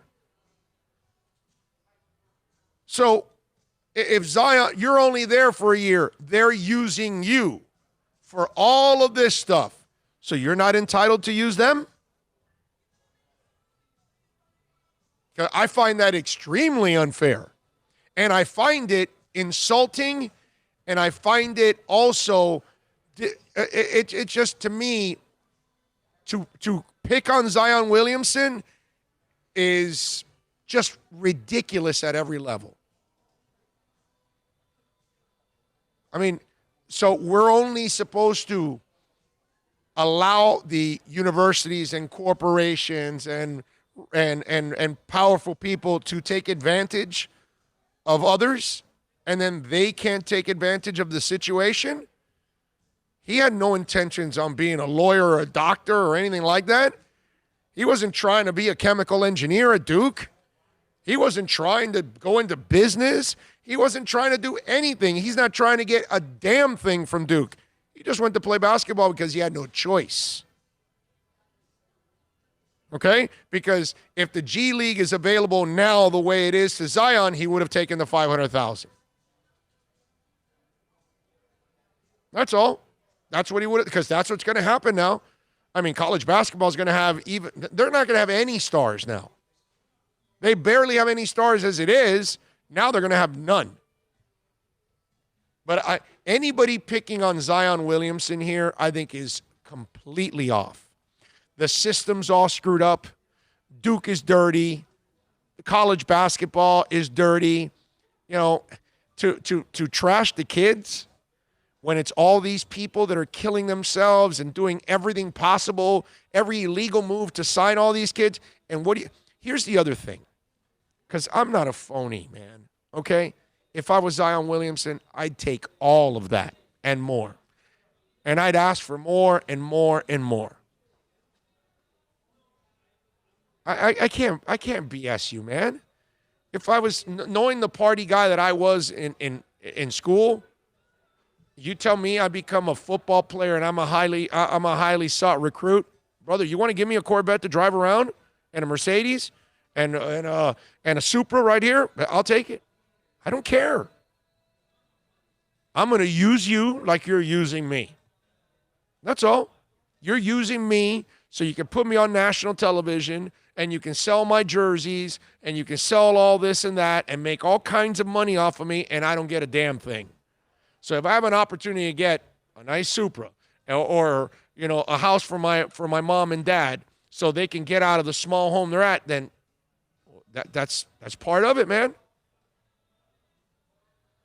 But to me, the criticism of Zion Williamson, I don't care if this is true or not. Duke is dirty, and they knew what they were getting into. Shayna, they bought their tickets. They knew what they were getting into. I say, let them crash. Point counterpoint from Airplane. For those of you that don't know what the hell I'm talking about. Good for Zion Williamson, man. Good for his family. All they do is take advantage of you. You know what? You're here for a short time. Make sure you take advantage of that short time and do what's best for you and your family, because Duke and Krzyzewski are going to do what's best for them. They always have. That's right. That's all they do. So all of these kids that are being used, use them, man. I'm done. I'm not getting on my high horse from 20 years ago. Oh, the scholarship is more than enough. I would be grateful for a scholarship. That's right, because you and I can't play in the NBA. That's why we're grateful for a scholarship, because it's the only way out. But if you can play in the NBA, you don't need a damn scholarship. You just need that first guaranteed contract, and you're done for the rest of your life. You can retire on that if you want. I'm sorry. You only need your first shoe contract, and you're retired for the rest of your life. This is strictly about bringing down one of the blue bloods of basketball, right? Because that makes it a big story. Like they finally caught him. Well, because Duke has this thing of they're the Ivy League school of the South. Right. That's their persona that they like to project. Okay? Yeah. And the blue bloods usually don't take it directly on the chin.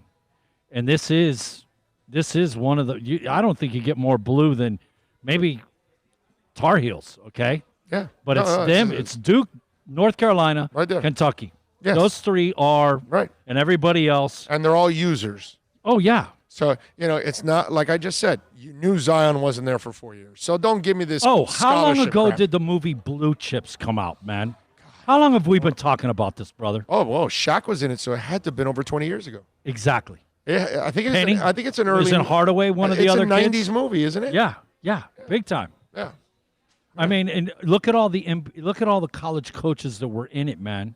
Yeah. The major guys too. We're talking the Boeheims and whatnot of the world. Yeah. And they actually got involved with that movie. Man, this has been going on forever. They all do it. Of course. It's just who's more sneaky, who's more sly. You know what I'm saying?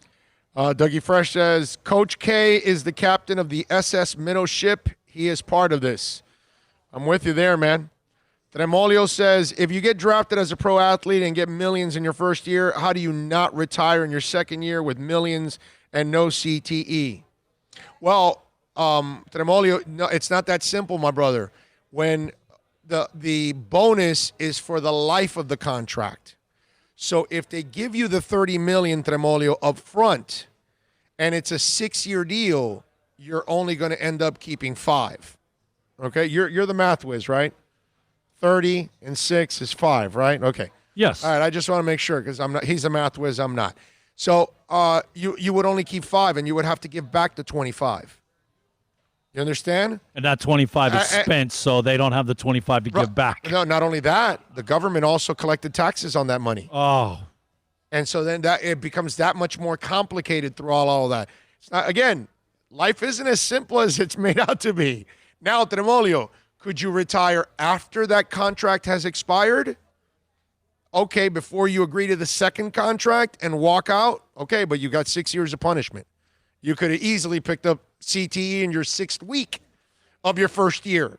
You know what I'm saying? So it's not as simple as you make it out to be that you walk away in your first year like that, because the bonus is for the length of whatever the contract is, 3, 4, 5, 7, 10 years, whatever. So you're going to have to give back the prorated portion of that bonus.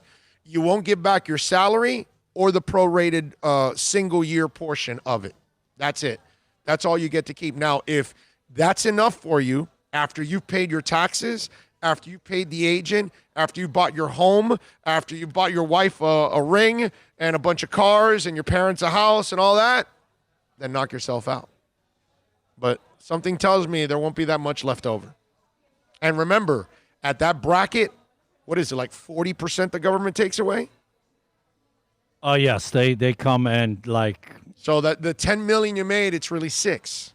And then you got to give up, and then the taxes, and then the agent, and then the houses, and it doesn't go as far as people thinks it goes. You know what I mean? And they're not living in little shacks either. You know, they're living in some nice size houses. $60,000-$70,000 for taxes and insurance. Yeah. Oh, easy. Tito sounded like a middle schooler telling his class what he wants to be when he grows up. A child with a Build-A-Bear size head who wants excitement, putting people in his boom boom room. That is fantastic, Dougie Fresh. Troy Ortiz, Big O, speaking of movie trivia, who said, was it over when the Germans bombed Pearl Harbor? That's right.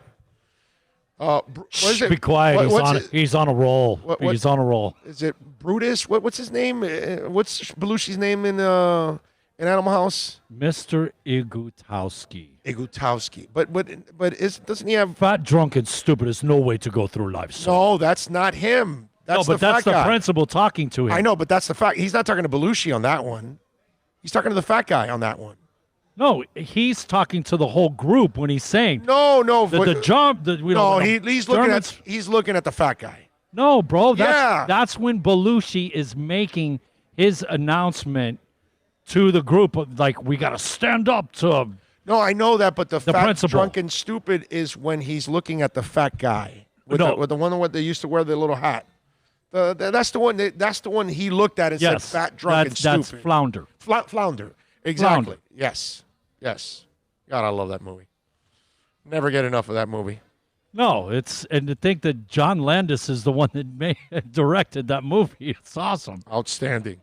All right, let's talk to Craig Mish on the other side. The Marlins had their draft pick yesterday, baby. Max Meyer from Minnesota. Let's find out, did the Marlins make the right pick in Mish's eyes? Also, I want to find out a little preview of what's going to happen with the rest of the draft today. And I've got another question, too, another thing that I want to ask Mish about that I'm wondering if the Marlins are at an advantage or disadvantage. We'll talk about that next. It's a buyer's market at Toyota of Hollywood. Over 1,500 Toyotas on the ground, and truckloads just keep on coming. Now pay up to 50% less. 2020 Camry, not $29,000, $17,775. 2020 Corolla, not $22,000, $13,775. Buy a new 2020 Toyota with 0 down and 0% financing, or we'll make your payments till 2021. At Toyota of Hollywood, the #1 volume Toyota dealer on 441 between Hollywood Boulevard and Sheridan Street. Are you tired of watching the same old travel videos on the internet? Well, then check out MikeNoGoZones.com, a travel documentary that's breaking barriers. I go to the places that the media tells you to fear, where no one else dares to go. Baltimore, Opelika, South Side of Chicago, and more. Go to MikeNoGoZones.com. No one expects to get into a crash, but I expect you to go to accidentlawfirm.com if you do. Make sure when hiring a driver, you go through a rideshare app so that you can be covered by the insurance, which can be up to $1 million whether you're a passenger or a driver. In other words, don't try to save a few bucks by paying cash instead of going through the app. I'm attorney Bobby Nunez from Nunez Law in Miami, and we're here to help you through the process. Go to accidentlawfirm.com for a free consultation from me, Bobby Nunez. That's accidentlawfirm.com.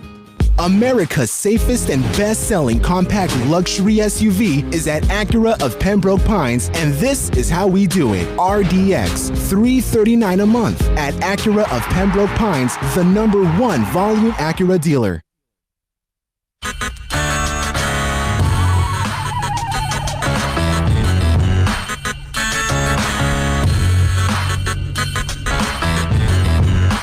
This is the Big O Show.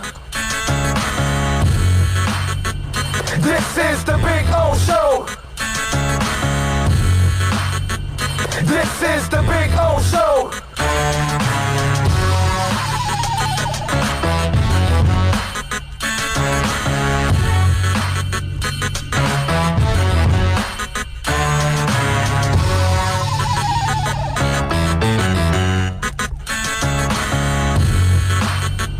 This is the Big O Show.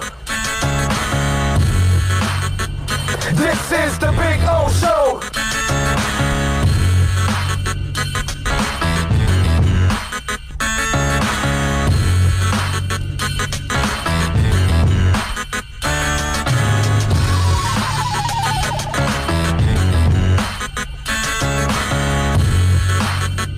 All righty, we are ready to rock and roll. We promised you we're going to talk a little baseball. with Craig Mish. We want to talk a little Marlins and find out what happened yesterday as they go with Max Headroom, not Max Meyer. Max Meyer out of Minnesota is the pick with the number 3 overall selection. You can follow my man Craig Mish on Twitter at Craig Mish. You can catch him at the Sports Grid every day from 11 to 1 p.m. And, of course, catch the podcast Swings and Mishes. Let's bring him aboard. Craig Mish, good afternoon, sir. How are you doing? It's always good to have you on, my brother. All right, so when I'm watching this, because I don't know jack about this, I don't know anything about these young guys. I know you know a hell of a lot more than I do, but I'm watching these 4 on ESPN talk about it, and they talk about Max, and they bring up Asa Lacy from Texas A&M, the lefty, that was talked about in that pick. First of all, your thoughts. Did they get the right guy? Did they get the guy you like? Did they get the guy the people that you asked like? Or should they have gone the other way with Lacy?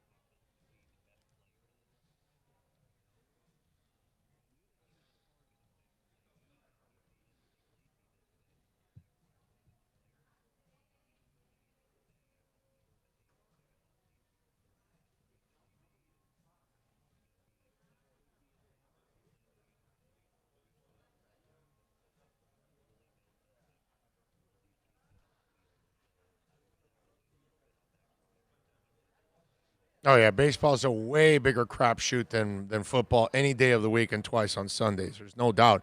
It's way harder to do it. So, all right, again, I'm coming from an ignorant standpoint. I'm a novice here. I don't know anything about these kids, but I'm listening to the 4 that are doing the draft show last night. And when they're, one guy says that you can put Max Meyer in the pen right now, that's how good he is because his slider apparently is that nasty. So what you were just talking about, to kind of piggyback your answer now, did the Marlins feel like we're pretty good right now in the pitching department? Let's get a kid who actually could get to us faster, could help us faster because we need to win as soon as possible, whereas maybe Asa Lacy needs a little bit more development. And this kid, Myers, looked like a kid that can go right to the bullpen and eventually become that starter. Is there any of that involved in this? What do you know?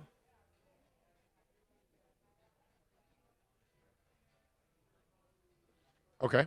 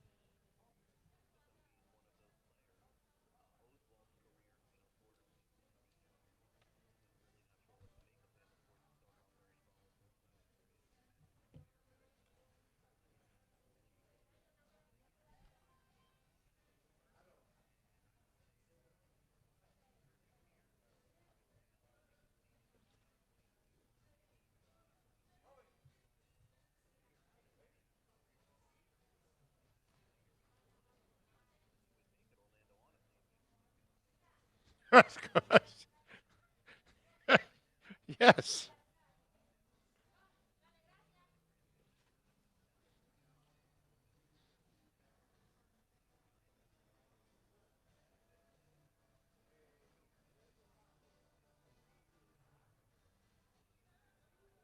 Well, listen, if Max has Lincecum's talent, just let's make sure you don't have Lincecum's mind, because obviously, that's kind of what happened to him. He kind of, lost his edge is what it is. Like the what's the name of the St. Louis kid with the last name A? Then the outfielder that couldn't throw anymore. What was his name? And Ankiel. Yeah, exactly. It's a mental thing.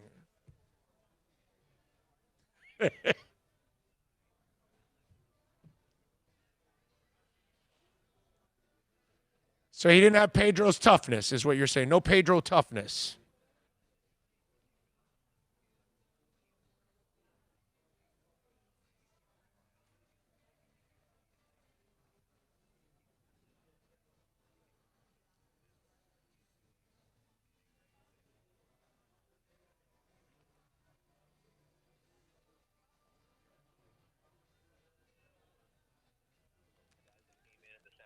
It was all about the closer in the ninth inning and nothing else. So, anyway, if he has the career of any of the comparisons that they've made, they're going to be in good shape with this kid.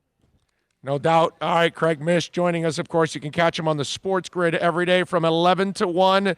Check out the podcast, Swings and Mishes. All right, so Torkelson is the kid that went before.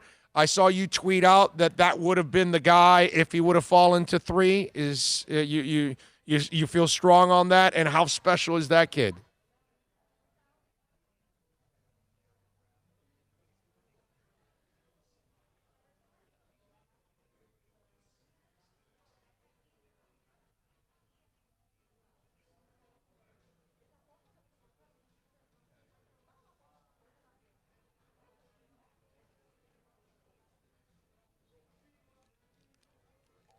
For hitters, they have a lot of pitchers in the minor leagues, but they're still a year or two behind where the Marlins are.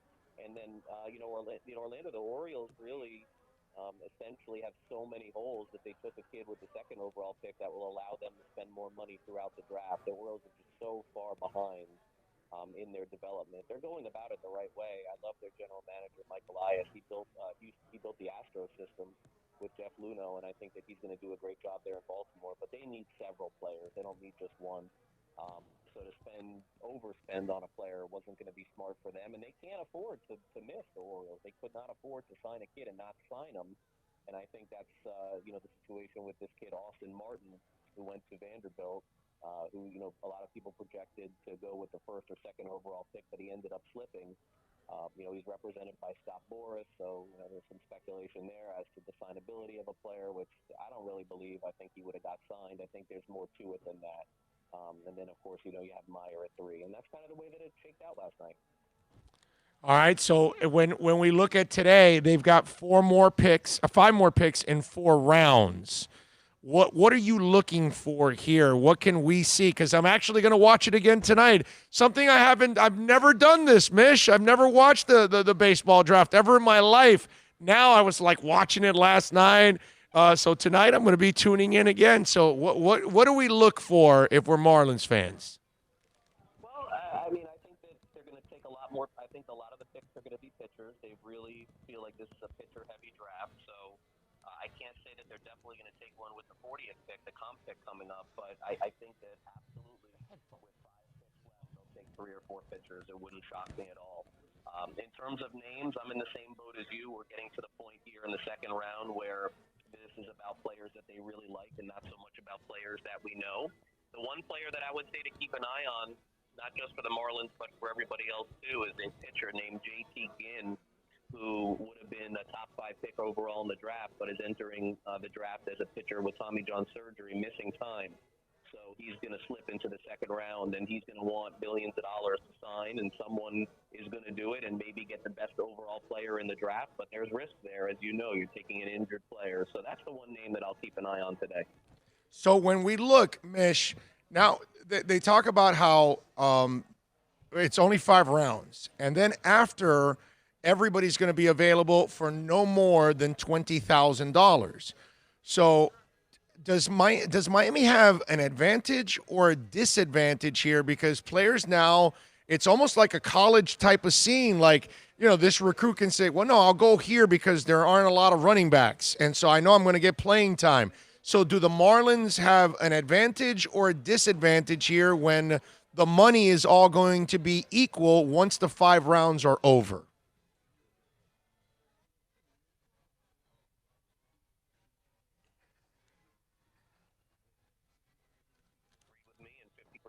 agreed. So I'll ask you. I mean, do you think, Orlando, that if the kid is deciding between the Mariners and the Marlins and Derek Jeter's on the phone, do you think that gives the Marlins an advantage? Yes, I do. Well, hold on. I shouldn't say that because some of these kids may not even know who the hell Derek Jeter is in a way. But no, wait a minute. What I was going to lead to, yes, I think Derek would definitely help out a little bit, but I think it's more about opportunity now.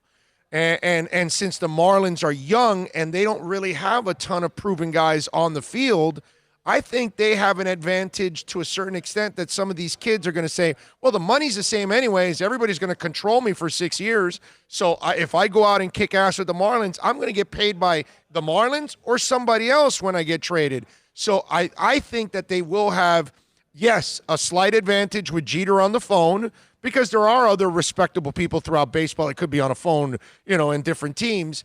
But at the same time, I think opportunity becomes something huge. But then again, I don't know a tenth of what you know in all of this. That's why I ask you, is there an advantage to them because they have opportunities available to people?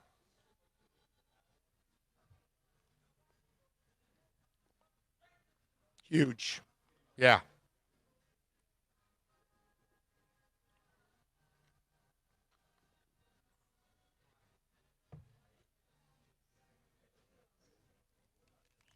Think that even if there's a 10% advantage or a 5% advantage of having Derek Jeter on the phone, I think is huge. And I think that it's the equivalent of Nick Saban or Bobby Bowden walking into your living room and sitting on the couch. You can't do that now, Orlando, and everyone has to sign for the same amount. I firmly believe that having that guy on the phone as a closer will work. Yeah. No, I agree with you that there's no, it's going to, plus Jeter is Jeter, dude. He just knows how to handle everything the right way. He says all the right things and those and obviously those kids are going to have parents or siblings or what, and they all will know who Derek Jeter is. And they're going to remind him how special of a dude they're talking to. So you're right. That's definitely going to help.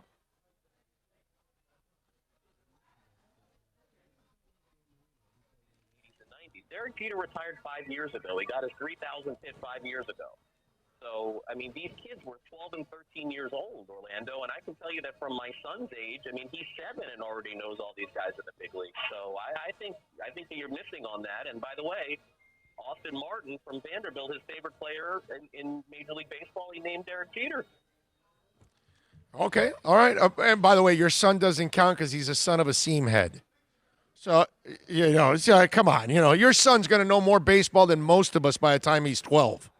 You know what I'm saying? So that's that. It's probably accurate, too, on top of all of that. Hey, by the way, is he a monster baseball? Is baseball his number one sport?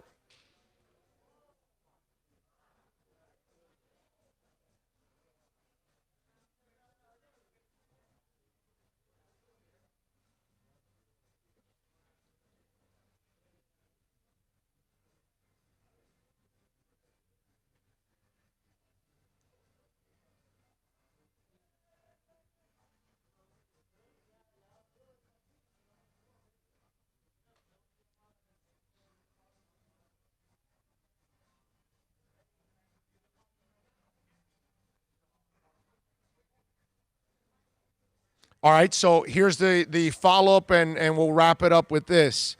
How aggressive will the Marlins be after the 5th round? What have you heard? Because, Mishmeister, this sounds to me like a beautiful opportunity for every team in this league that after the 5th round, gems are always found in baseball. My Lord, if you know what the hell you're doing, you might find a couple of really good players for you.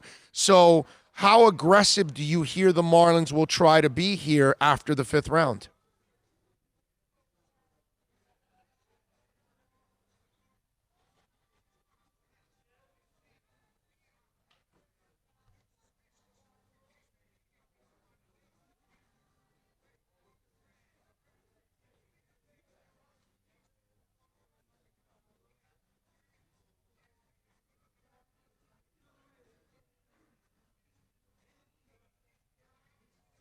can't give you names. I don't know, and I can't honestly speak.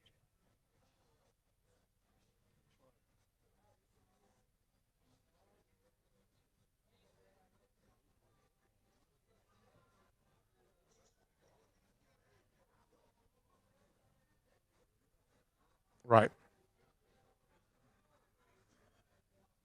Right.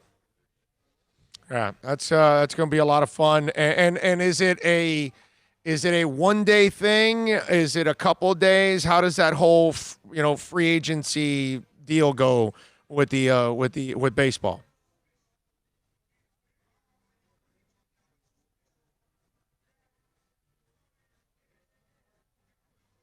Okay.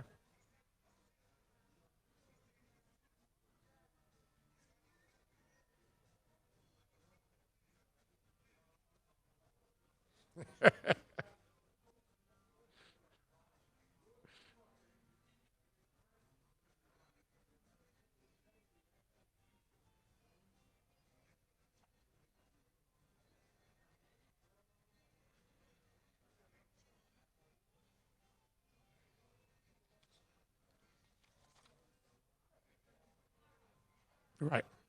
Right.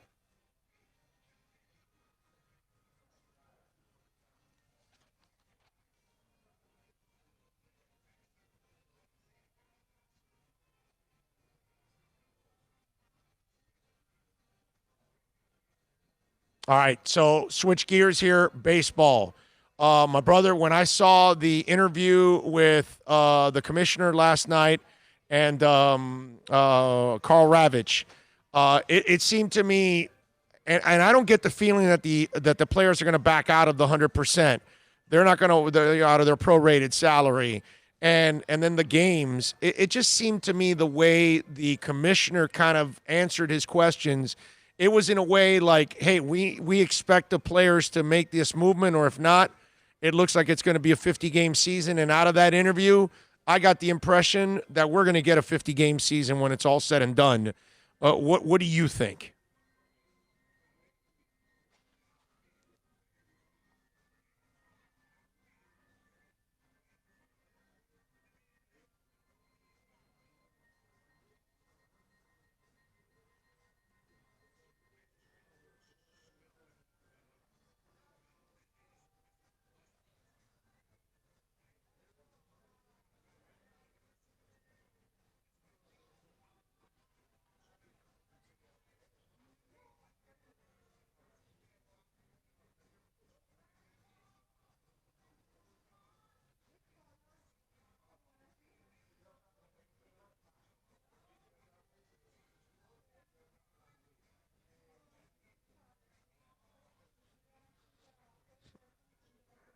Right. It's a lot of money.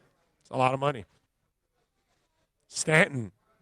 Yeah, Stanton. Oh, my Lord, yeah.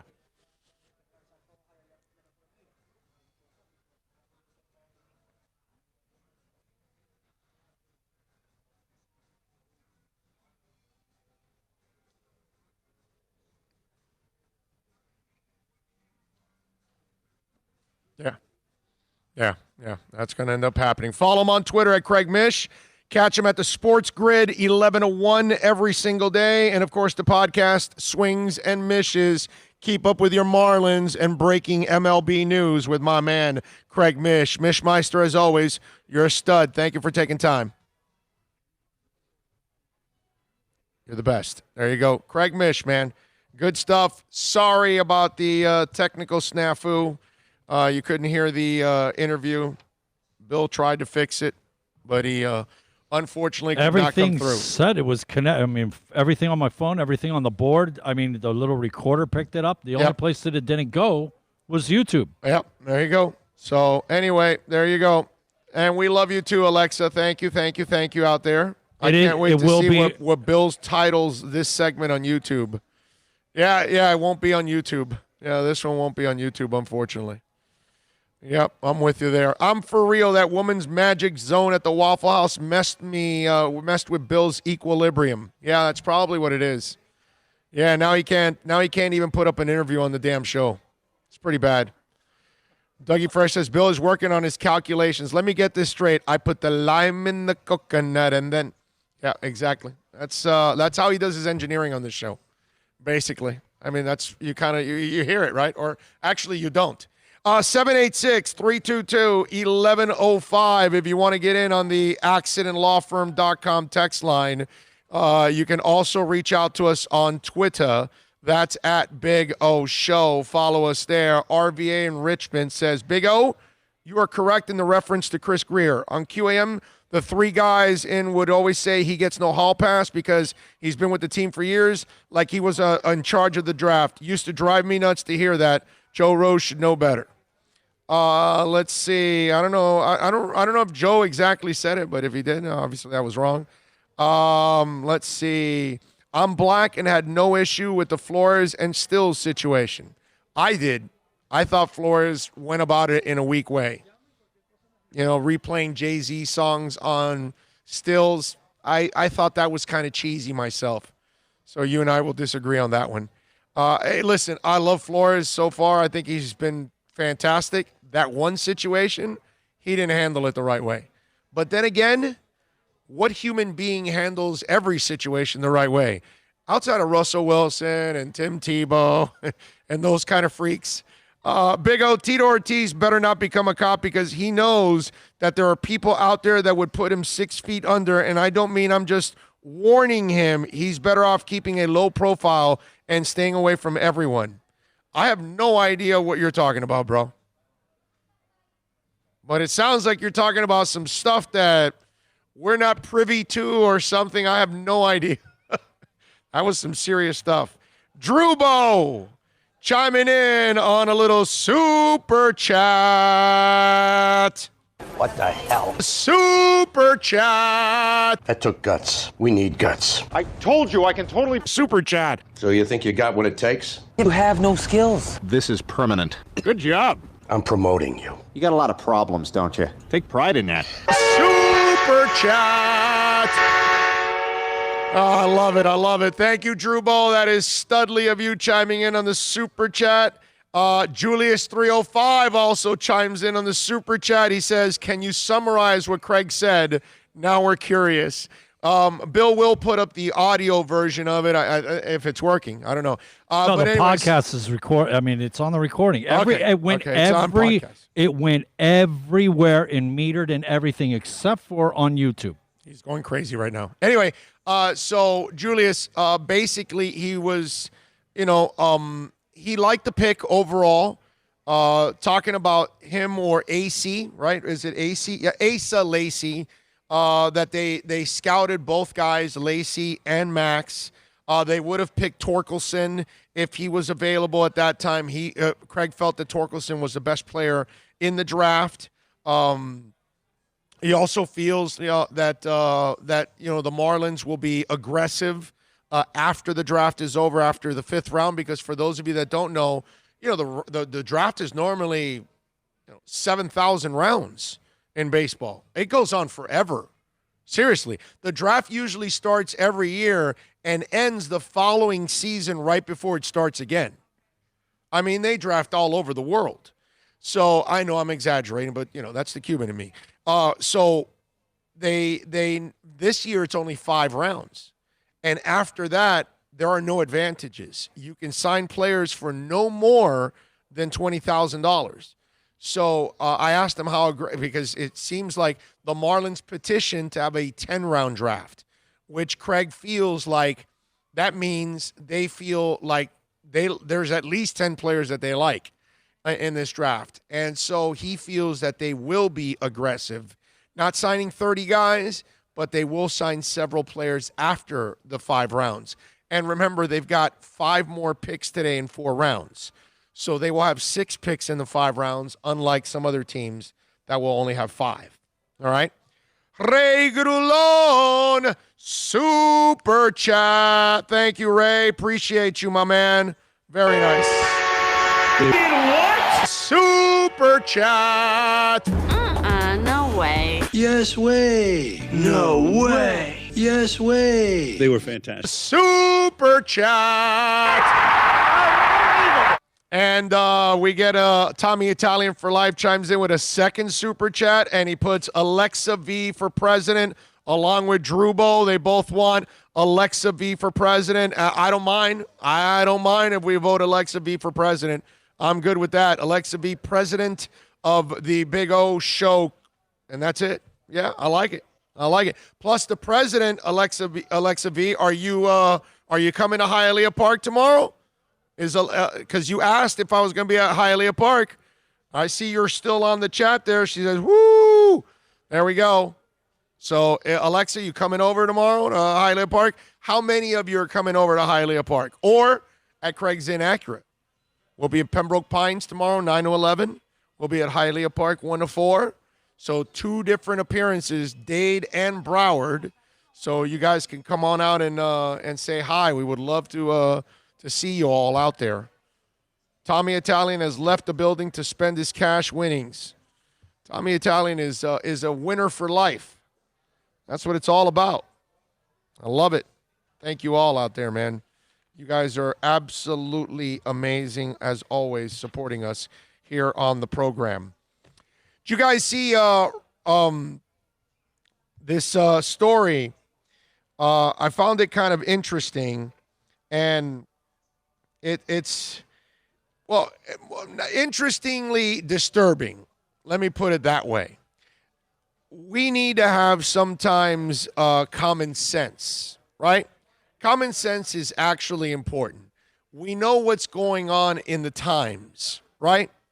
So a Wisconsin gym had a workout that they wanted to promote. Did you see this thing? The workout at the Wisconsin gym? No. What are they lifting? Things of cheese? This is the name of the workout. So the name of the workout is the I Can't Breathe workout.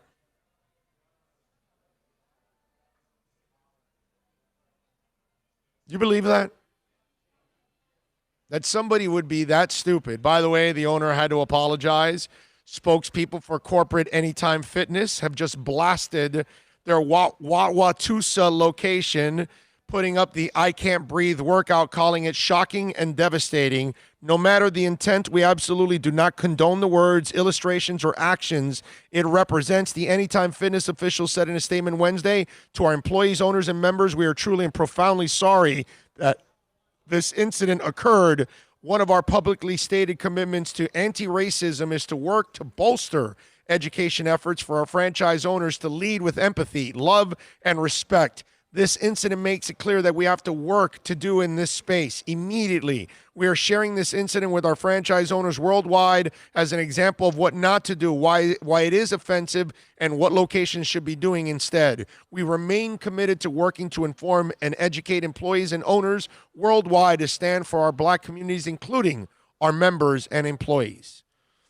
Now, the owner, Jen Dunnington, co-owner of Anytime Fitness, says one of her trainers attempted to honor George Floyd by putting the workout for its members this week, the I Can't Breathe workout. Okay? She says she regrets the sign's verbiage, saying, I deeply apologize. I was not aware of the signage that is posted in that way. You're the owner. I didn't read it in that way, but I do definitely apologize that those words were on there. In fact, she says, I Can't Breathe, the line was meant to be a motivator. As for laying down, she says, I apologize that it said that the line there should not have been on there.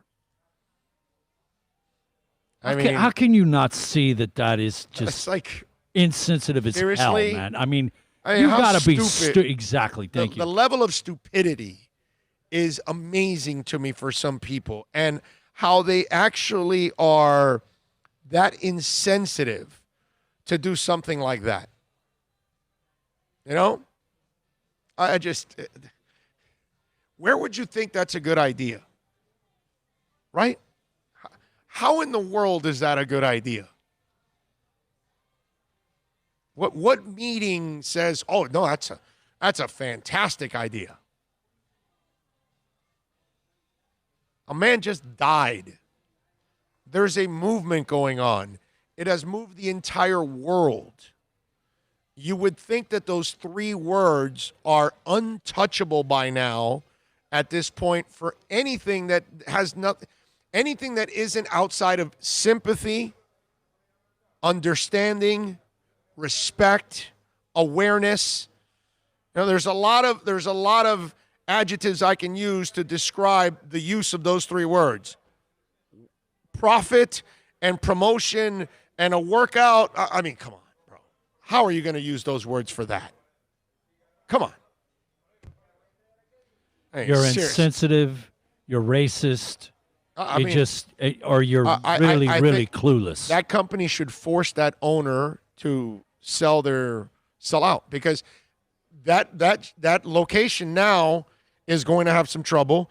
Plus, it's handed off trouble to the entire corporation.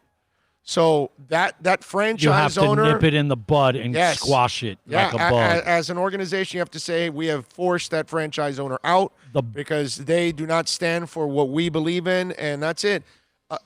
Bug that you are, you need to be squashed. Yeah. You know, apologies just don't fly. No. You know, like I tell you guys this all the time. There are moments where the apology just does not work. And in this moment, it just does not work. It's over.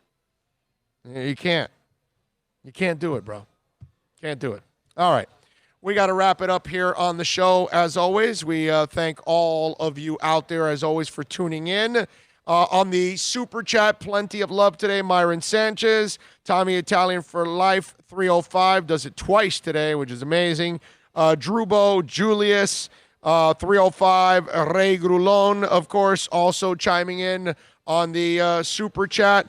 Let's see. Where's Alexa? Are you going to be? Did you answer? Are you going to be tomorrow at Hialeah? Let's see. With Josh? Yes, I am. Okay, there we go. All right, you're going to go. You're going to come with Josh. Good. That's it. We got to see you guys. Come on over. Come on over with the hubby and hang. Wow. Recent research has shown Super Chat. makes no sense. You're getting focused on all the wrong sort of details here. You need to forget about all the normal rules that apply in society. Wasted no time. Super Chat. I thought it was really, really, really, really, really cool. You should all be very proud of yourself. I have no response. Super Chat. That was perfect.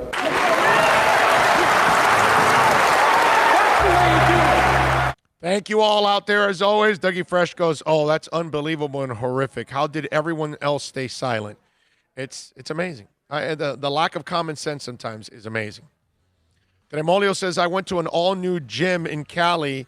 It was really awkward based on the amount of jiggling flesh. An all-new gym. Oh, that's nasty. And sweat is dripping off all those Jerry Seinfeld bodies. told you there's good nudity and then there's bad nudity. And Yeah, like that's that, bad nudity. That's bad nudity. It's bad nudity right there, dude. Yeah, that's not good. That's not good. Naked gyms? Oh. Talk about, now that's spreading the disease right there, bro. Okay? That's spreading the disease. That's Tremolio left us with a hell of an image here to close it out. Anyway, we thank all the great people out here at Toyota of Hollywood, of course. I'm not going to say anything that I'm thinking right now. No, don't. Stay there. Tomorrow, we'll be at Craig's Inn, Acura, Pembroke Pines from 9 to 11.